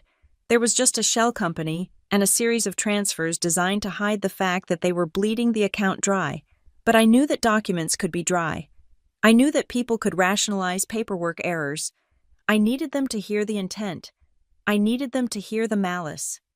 I disconnected the HDMI cable from the video feed and tapped the audio file I had queued up. I told the room that I was going to play a recording of a phone call. I explained that this was a call between my parents and their former lawyer, Arthur Henderson, recorded on his office voicemail system, which had been forwarded to me in the email chain my father carelessly sent. I pressed play. The audio was grainy but intelligible. My mother's voice filled the room, stripped of its public sweetness. She sounded angry. She said, "Arthur, you have to find a way to make this work. We already spent the first installment. If Lila finds out, she will go crazy. She is obsessive about every penny. We need to paper this over before she comes home for Thanksgiving." Then my father's voice, weak and pleading. He asked if they could just classify it as a retroactive gift. Then Arthur Henderson's voice, stern and final. He said, "Rebecca, Daniel, I am telling you for the last time, this is fraud. I will not be a party to it." The recording ended with a click. The silence that followed was heavy, judgmental, and absolute. It was the sound of a reputation dying. My Aunt Linda stood up. She picked up her purse. She looked at Rebecca with a mixture of pity and disgust, and then she turned and walked out of the dining room without saying a word. Her husband followed her. Then my cousin Mike stood up. The table was fracturing.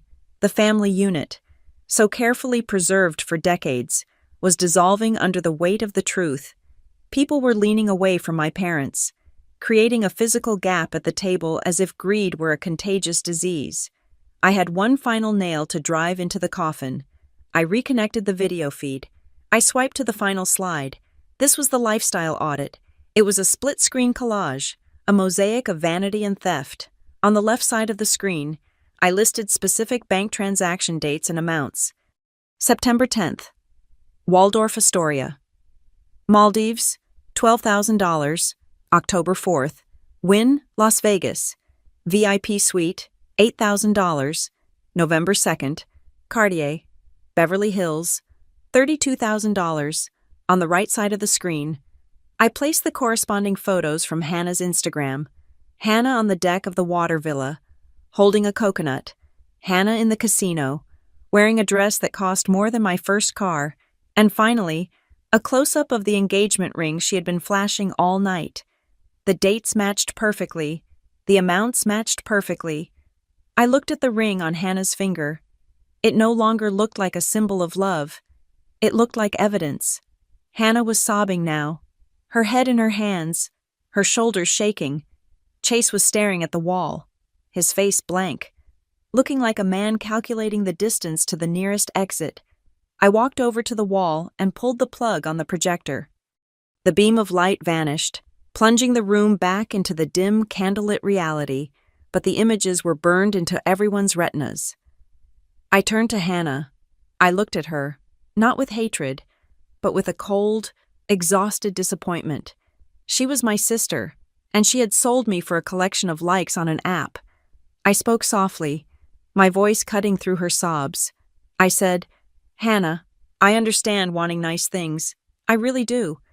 But if you were going to steal my future, the least you could have done was not post it in 4K. I picked up my napkin from the table and dropped it onto my untouched plate. The show was over. The verdict was in. Now, all that was left was the sentencing. The silence that followed my statement was not the kind of silence that happens in a library. It was the silence of a structure collapsing. It was the sound of the air leaving the room, sucked out by the sheer gravity of the evidence I had just plastered against the wall. Hannah was the first to break. She did not argue. She did not scream. She simply dissolved. It was a physical crumbling, her posture giving way as she slumped over the table, burying her face in her hands.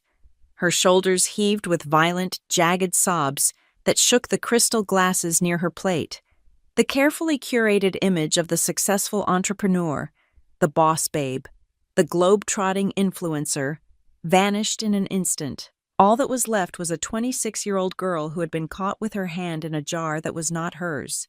She looked up, her mascara running in dark, ugly streaks down her cheeks. She looked at me, then at Walter, her eyes wide and pleading. She said she just wanted a chance. Her voice was a wet, broken thing. She said everyone makes mistakes. She said she was going to pay it back.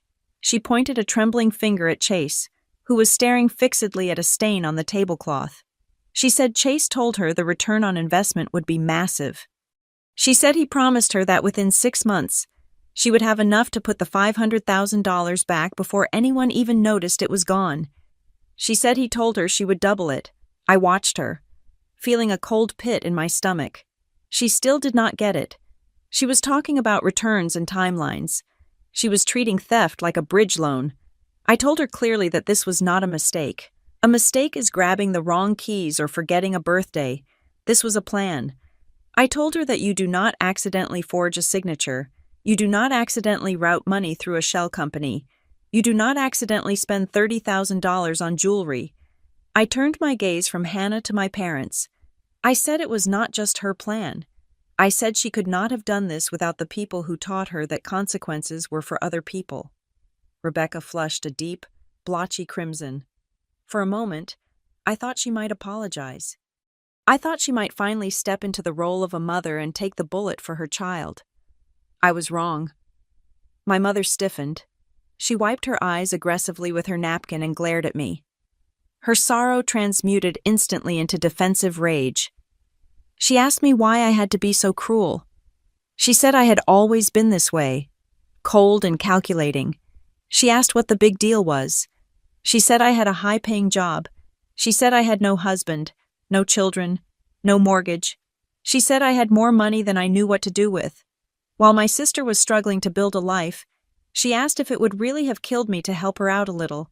She said I was acting like a victim when I was the one sitting on a pile of cash. I stared at her, fascinated by the twisted architecture of her morality. In her mind, my success was a crime that justified her theft. She had convinced herself that stealing from me was simply a form of unauthorized wealth redistribution. She did not see herself as a predator. She saw herself as Robin Hood, liberating funds from the selfish sister to give to the needy one who required first-class flights to the Maldives. Daniel tried to make himself small. He was hunched over his plate, his hands gripping the edge of the table as if the floor were tilting. When he felt the eyes of the room on him, he mumbled. He said he just did what he was told. He said Rebecca and Hannah said it was the only way. He said he just signed the papers they put in front of him. He said he never spent a dime of it himself. He looked at Walter, his eyes watery and weak. He said he was just trying to keep the peace. He said he did not want to be the bad guy. It was a pathetic defense, the Nuremberg defense of the suburban accountant.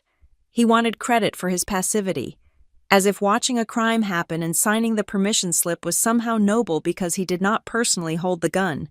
A chair scraped loudly against the floorboards. My great-uncle Robert stood up. He was 80 years old, a man who had worked in a steel mill for 40 years and had never taken a handout in his life. He pointed a shaking finger at my parents. He shouted at them. He asked them what kind of people they were. He asked how they could look themselves in the mirror. He said they had robbed one child to spoil the other, and they had lied to an old man's face to do it. He said it was disgraceful. He said they were rot. The room murmured in agreement. The spell of polite society was broken. The relatives were no longer guests. They were a jury, and they had seen enough. Walter had not moved. He sat at the head of the table, his hands folded on the white tablecloth. He looked like a statue carved from granite. He had watched the slideshow. He had heard the recording. He had listened to his daughter justify theft and his son plead incompetence. He stood up slowly. The movement was heavy, burdened by the weight of the last hour. He looked at Rebecca, then he looked at Hannah. He spoke quietly, but his voice carried a resonance that silenced the room instantly. He said that when he went to the bank in August, he made a choice. He said he had been thinking about his will. He had been thinking about the legacy he was leaving behind. He knew Hannah was impulsive. He knew Rebecca enabled her. He knew I was distant. He said that when he transferred the $500,000, he gave explicit instructions to the bank not to notify me. He said he told only Rebecca and Hannah about the transfer. He told them it was a surprise. He told them he wanted them to be the ones to give me the good news. The room went deadly still. Walter looked at his family with eyes full of tears. He said it was a test. He said he wanted to see if they had enough honor to pick up the phone. He wanted to see if they would tell me the truth when there was no one watching, when they could easily take it for themselves. He said he told himself that if they called me, if they celebrated with me, he would divide the estate equally 3 ways. He said he wanted to believe they were good people. He paused, taking a ragged breath. He said that for 3 months. He waited. He checked his phone every day, hoping I would call to thank him. He hoped I would tell him that my mother had given me the message. But the phone never rang, and when he saw me tonight, and I thanked him for $200, he knew. He said they had not just stolen money, they had failed the final test. He said they had proven that they valued a quick payout more than they valued their blood. The revelation hit the table like a physical blow. Hannah gasped, her hand flying to her mouth. Rebecca looked as if she had been slapped. They had been playing a game of deception, thinking they were outsmarting a senile old man and an absent daughter, but the entire time, they were the rats in a maze that Walter had built. They had walked right into the trap, driven by their own greed. Rebecca let out a screech. It was an ugly, primal sound. She slammed her hands onto the table. She screamed that it was unfair. She shouted that it was entrapment. She said he had set them up to fail. She started listing excuses, her voice rising in pitch and volume. She talked about the inflation. She talked about the cost of her blood pressure medication. She talked about how the house needed a new roof. She talked about how hard it was to keep up appearances in this town. She blamed the economy. She blamed the government. She blamed the bank. She blamed everyone and everything except the person staring back at her in the mirror. It was a masterclass in narcissism. Even faced with the proof that her father had tested her integrity and found it rotting, she could only frame herself as the victim of a cruel experiment. Hannah was frantic. She saw her inheritance evaporating. She saw the lifestyle she felt entitled to slipping through her fingers. She grabbed her phone. Her hands were shaking so badly she dropped it once before fumbling to unlock it. She said she could fix this. She said Chase was real. She said he was a genius. She said he had the money. She said she would call him right now and he would explain everything to Grandpa. She said he would wire the money back tonight. She stabbed at the screen, initiating a FaceTime call. She held the phone up, turning the screen so we could all see. The ringing sound echoed in the quiet room. It was a lonely digital trill, connecting. The screen showed a gray background. We waited. 1 ring, 2 rings, 3 rings. The call was declined. Hannah stared at the phone. Stunned, she dialed again. 1 ring. Decline. She looked up, panic rising in her chest. She said he must be in a meeting. She said he was probably closing a deal in Tokyo. She started typing a text message, her thumbs flying across the glass. She narrated as she typed, her voice trembling. She said she was telling him it was an emergency. She said she was telling him to call her back immediately. We watched the 3 little dots appear on the screen. He was typing. Hannah let out a sob of relief. She said, "See? He is answering. He is going to clear this up." A message bubble appeared on the screen. The font was large enough for me to read from across the table. The message read, Lose my number. I do not do drama. Then, a second notification appeared at the bottom of the screen. This user has blocked you. The silence that returned to the room was absolute. It was heavy with the weight of a complete and total reality check. Hannah stared at the words. She tapped the screen, but nothing happened. The blue bubbles turned green. The calls went straight to voicemail. The man she had posted about, the man she had stolen for, the man she was going to marry, had cut her loose the moment the water got hot. He had taken the money, taken the trips, taken the prestige, and the second she became a liability, he deleted her existence.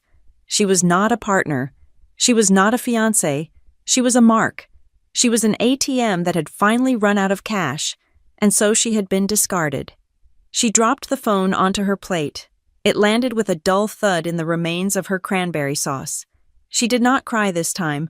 She just stared at the device, looking like a person who had just watched their house slide off a cliff. Walter looked at her. He looked at the phone lying in the food. He looked at Rebecca, who was still panting from her outburst. He looked at Daniel, who had covered his face with his hands. His face transformed. The anger drained away, leaving behind a profound, crushing exhaustion. It was the look of a man who realizes that his life's work, not the buildings, not the money, but the family he raised, was a failure. He spoke to them, his voice thick with grief. He said this was never about the money. He said he would have given them the money if they had asked. He said he would have paid off the debts. He said he would have bought the ring. He said what broke him was the price tag they put on his trust. He said they sold his faith in them for a handbag. He said they sold their own sister for a vacation. He said they sold their dignity for a man who just blocked them via text message. He said he thought he had raised them to have a spine. He thought he had raised them to know the difference between price and value. But he saw now that he was wrong. He reached into his pocket and pulled out his own phone. It was an old model, worn at the edges. He placed it on the table next to his wine glass. He looked at me. He gave me a small, sad nod. It was an acknowledgement. It was an apology. Then he looked back at his daughter and his granddaughter.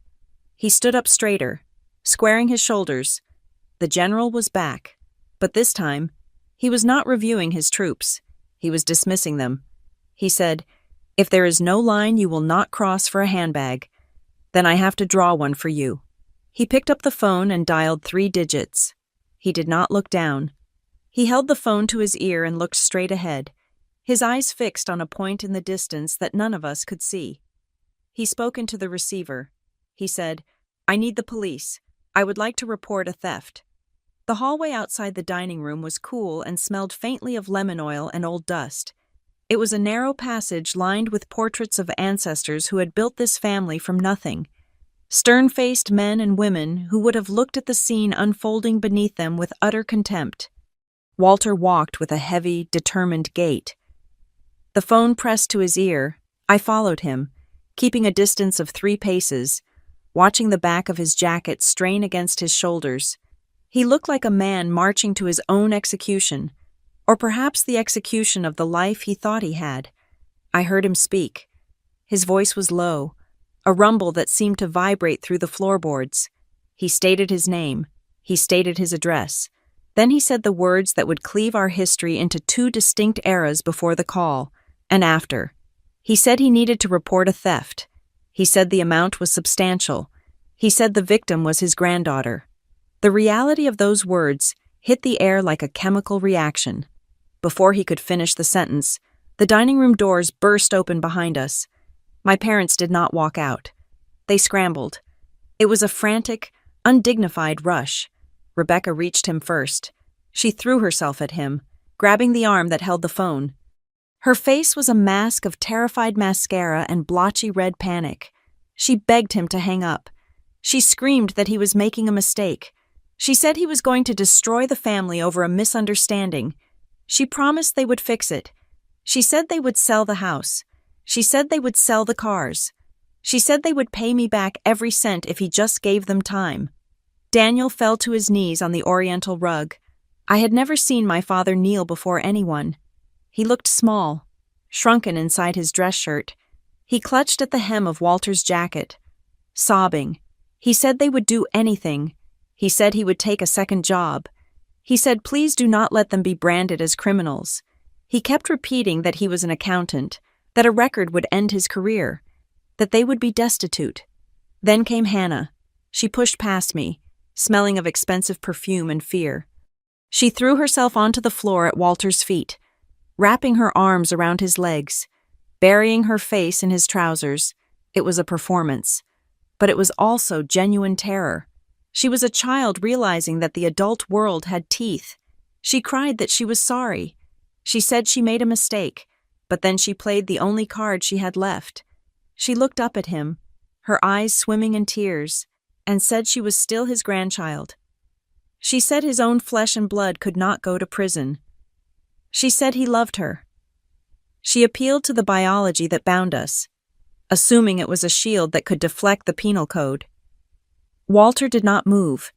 He did not kick them away, but he did not comfort them. He stood there, a marble pillar surrounded by a rising tide of desperation. He lowered the phone slowly, pressing it against his chest, covering the microphone. The operator was likely still on the line, listening to the muffled sounds of a family imploding. I stood in the doorway, watching them. I felt a strange sensation in my chest. It was not triumph. It was nausea. This was the family I had spent my life trying to impress.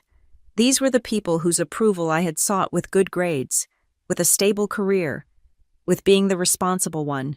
And now, here they were, groveling on the floor, bargaining for their freedom with money they did not have. I felt a pull from two directions. On one side was the instinct of the daughter, the biological imperative to protect the pack. If I let Walter finish that call, if I signed the affidavit sitting in my bag, I was lighting a match that would burn their lives to the ground. My father would lose his license. My mother would be a pariah at the country club. Hannah would have a felony record before she turned 30. The King name, which Walter had polished for 50 years, would be dragged through the mud of the local court system. On the other side was the instinct of the woman I had become, the professional. The person who knew that data did not lie, and that actions had equal and opposite reactions. I remembered the office of Marcus Thorne, the criminal defense attorney in Denver. I remembered the way the afternoon light hit his glass desk as he looked at my evidence. I remembered his voice, cool and detached. He had told me that not acting was also a choice. He said that if I walked away, I was sending a message. He said I would be telling them that I was a safe target. He said I would be teaching them that they could carve pieces out of me whenever they were hungry, and I would thank them for the privilege. Walter looked down at the people clutching his legs. Then he looked up at me. For the first time in my life, I saw uncertainty in his eyes. He was the patriarch, the decision-maker, the check writer, but in this moment, he was just an old man with a broken heart, standing over the wreckage of his lineage. He spoke to me. His voice was rough, like gravel grinding together.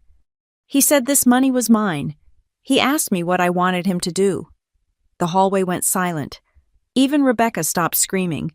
They all turned to look at me. 3 pairs of eyes locked onto my face. Hannah looked hopeful. She thought she knew me. She thought I was the pushover big sister who always folded, who always smoothed things over. Rebecca looked demanding. Her eyes bored into mine, silently commanding me to fix this, to take the fall, to be the bigger person one last time. Daniel just looked afraid.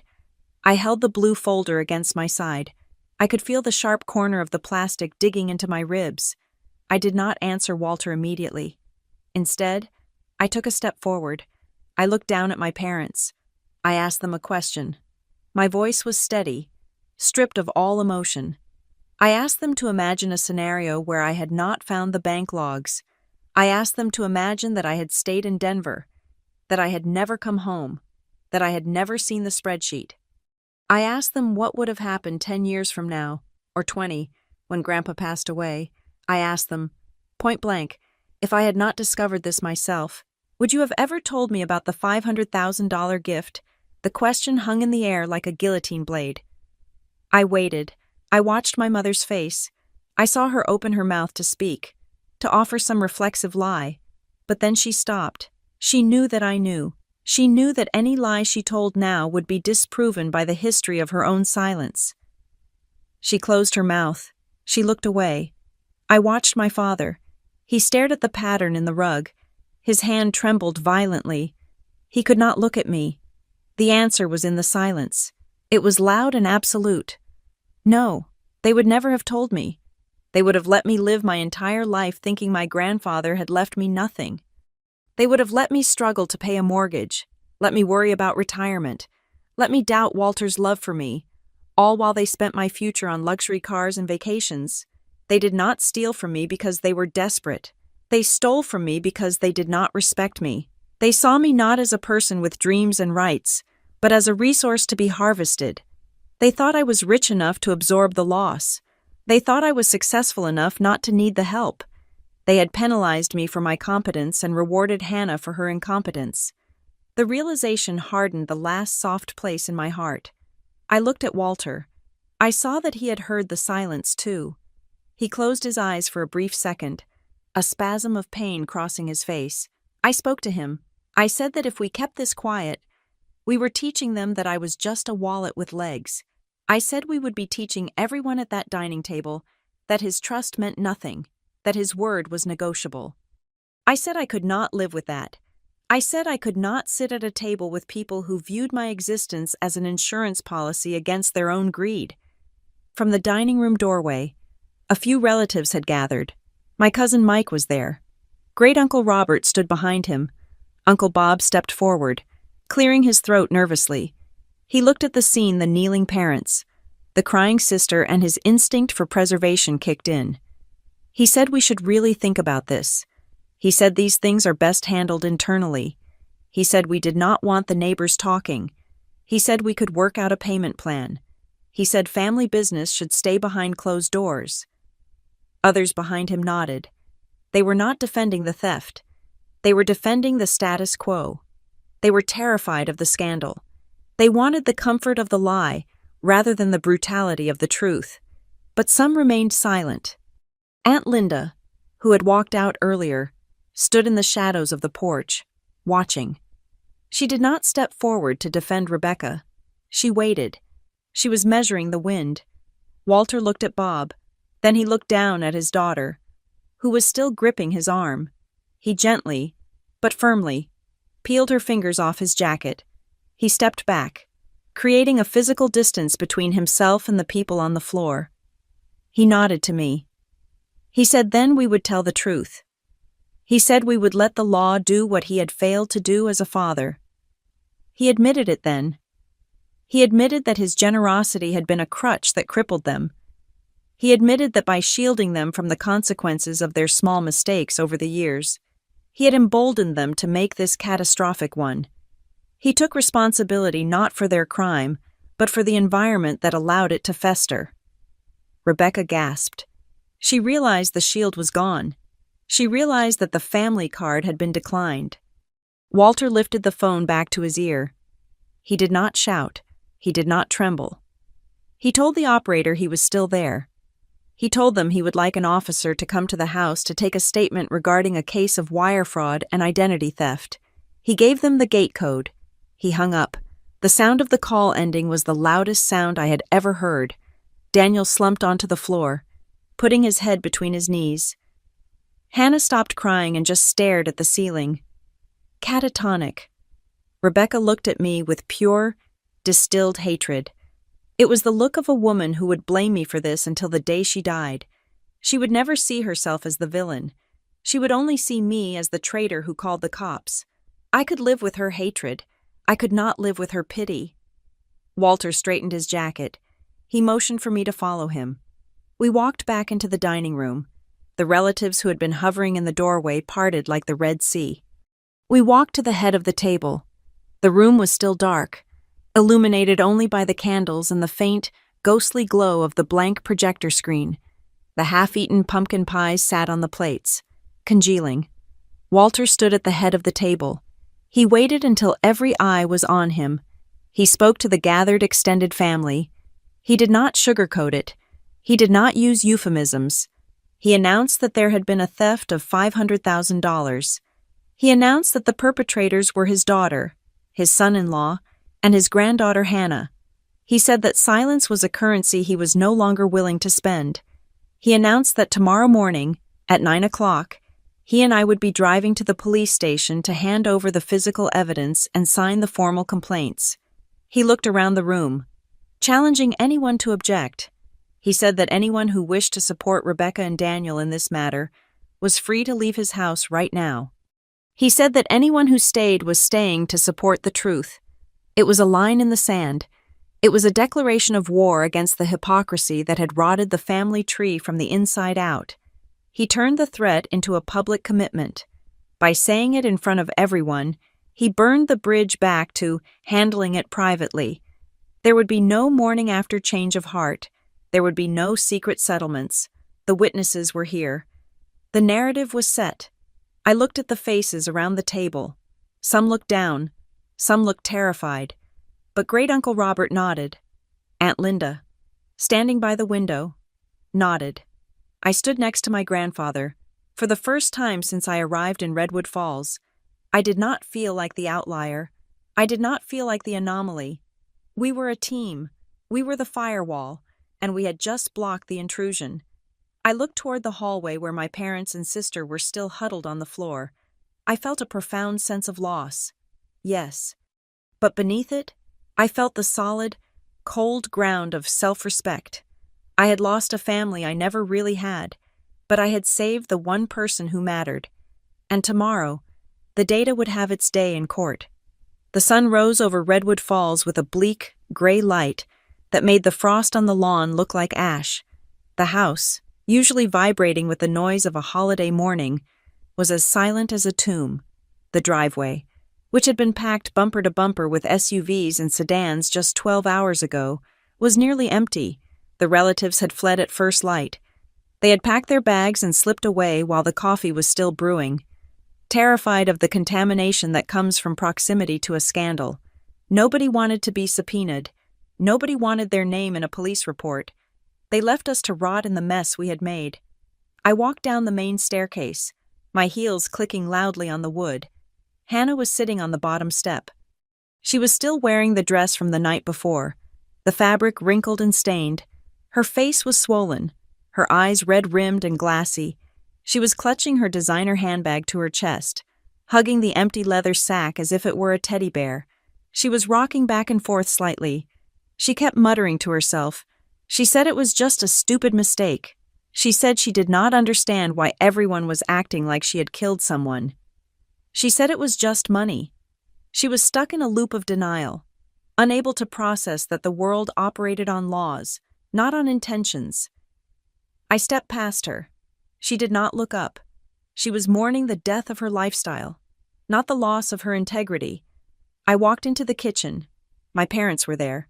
They were standing by the island, leaning in close to each other, whispering furiously. They looked exhausted, aged 10 years in a single night. When I crossed the threshold, they stopped talking instantly. They pulled apart and looked at me. Their eyes were cold. There was no warmth, no parental concern. I was no longer their daughter. I was the prosecution. I was the outsider who had breached their perimeter.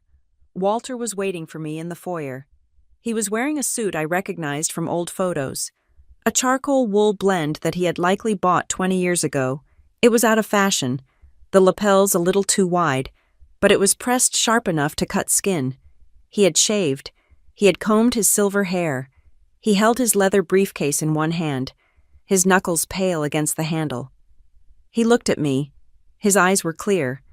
The heartbreak was still there, buried deep, but overlaid with a layer of steely resolve. He asked me quietly if I was ready. I nodded. I had my blue folder. I had the USB drives. I had the truth. We walked toward the heavy oak front door. My hand was reaching for the knob when I felt a grip on my arm. It was my father, Daniel. He had followed us from the kitchen. He did not look angry. He looked desperate. His face was pale, his lips trembling. He squeezed my arm, his fingers digging into the fabric of my blazer. He whispered to me. He said I had the power to destroy my sister's entire life with a single signature. He said she was young.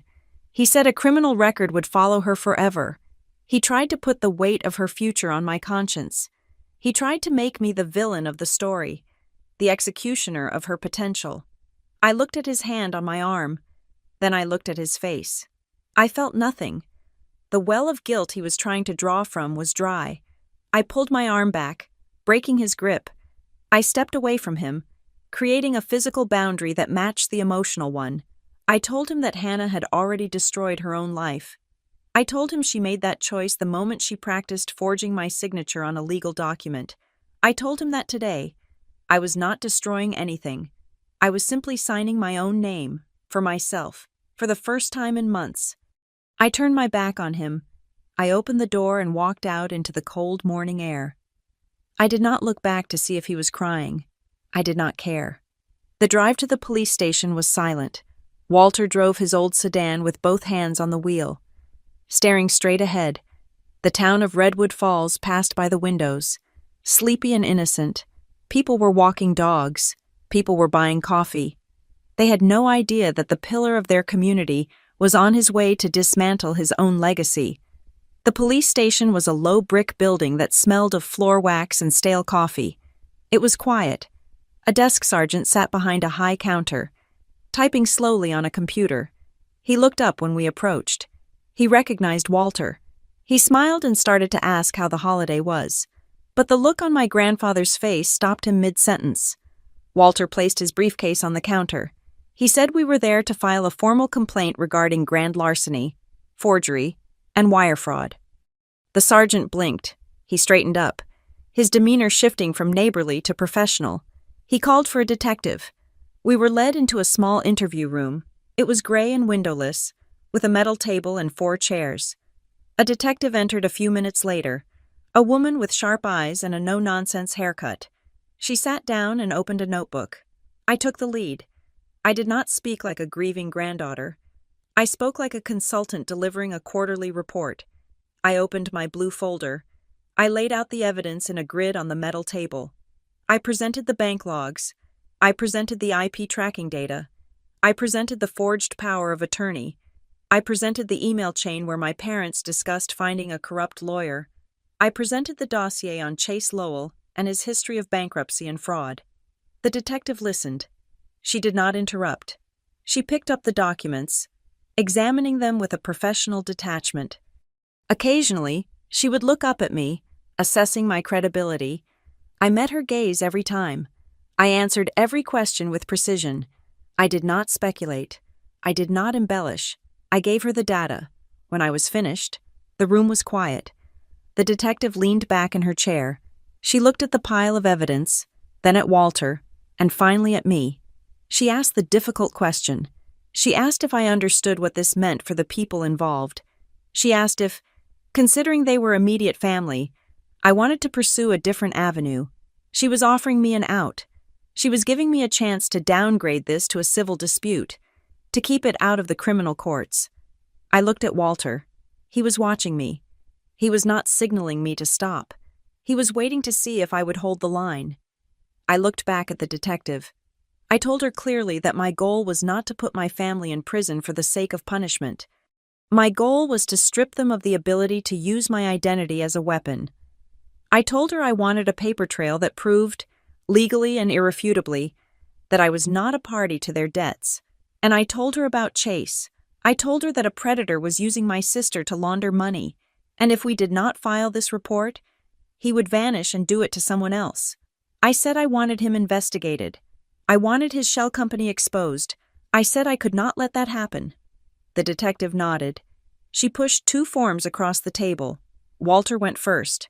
He took a pen from his pocket. His hand shook slightly as he hovered over the paper. I knew what he was feeling. He was signing a document that admitted he had failed to protect his assets and his values, but he did not hesitate. He pressed the pen to the paper and signed his name in a firm, dark script, Walter King. Then he slid the papers to me. I picked up the pen. It felt heavy. The plastic barrel was cool against my fingers. I looked at the signature line. I thought about the Thanksgiving dinners of my childhood. I thought about the bike rides with my father. I thought about my mother brushing my hair. I thought about the sister I used to share a room with. If I signed this, those memories would be tainted forever. They would be the prologue to a tragedy.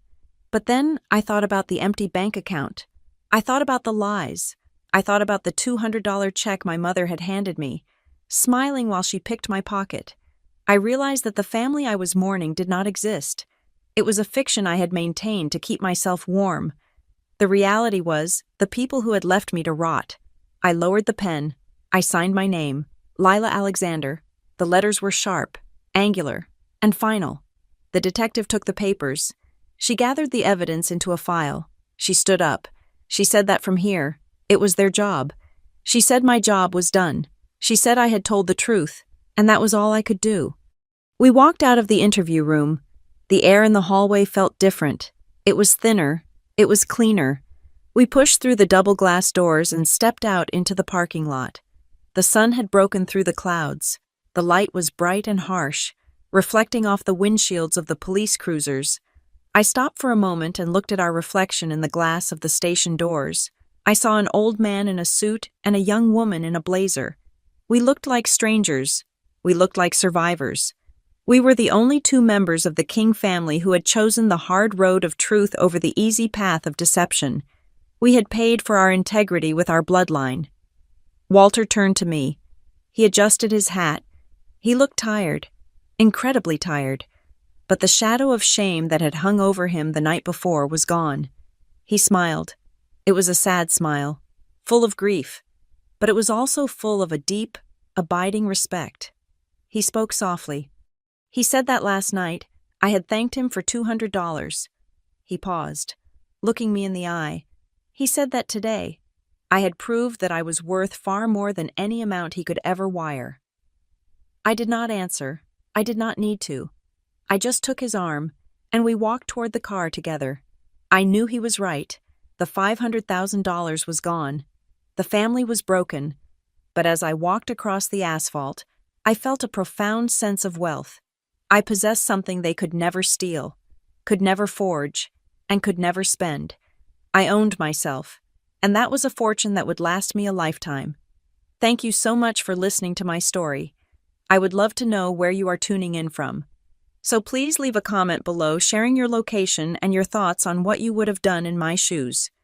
If you enjoyed this story, please make sure to subscribe to the Maya Revenge Stories channel, like this video, and hit that hype button to help this story reach even more people.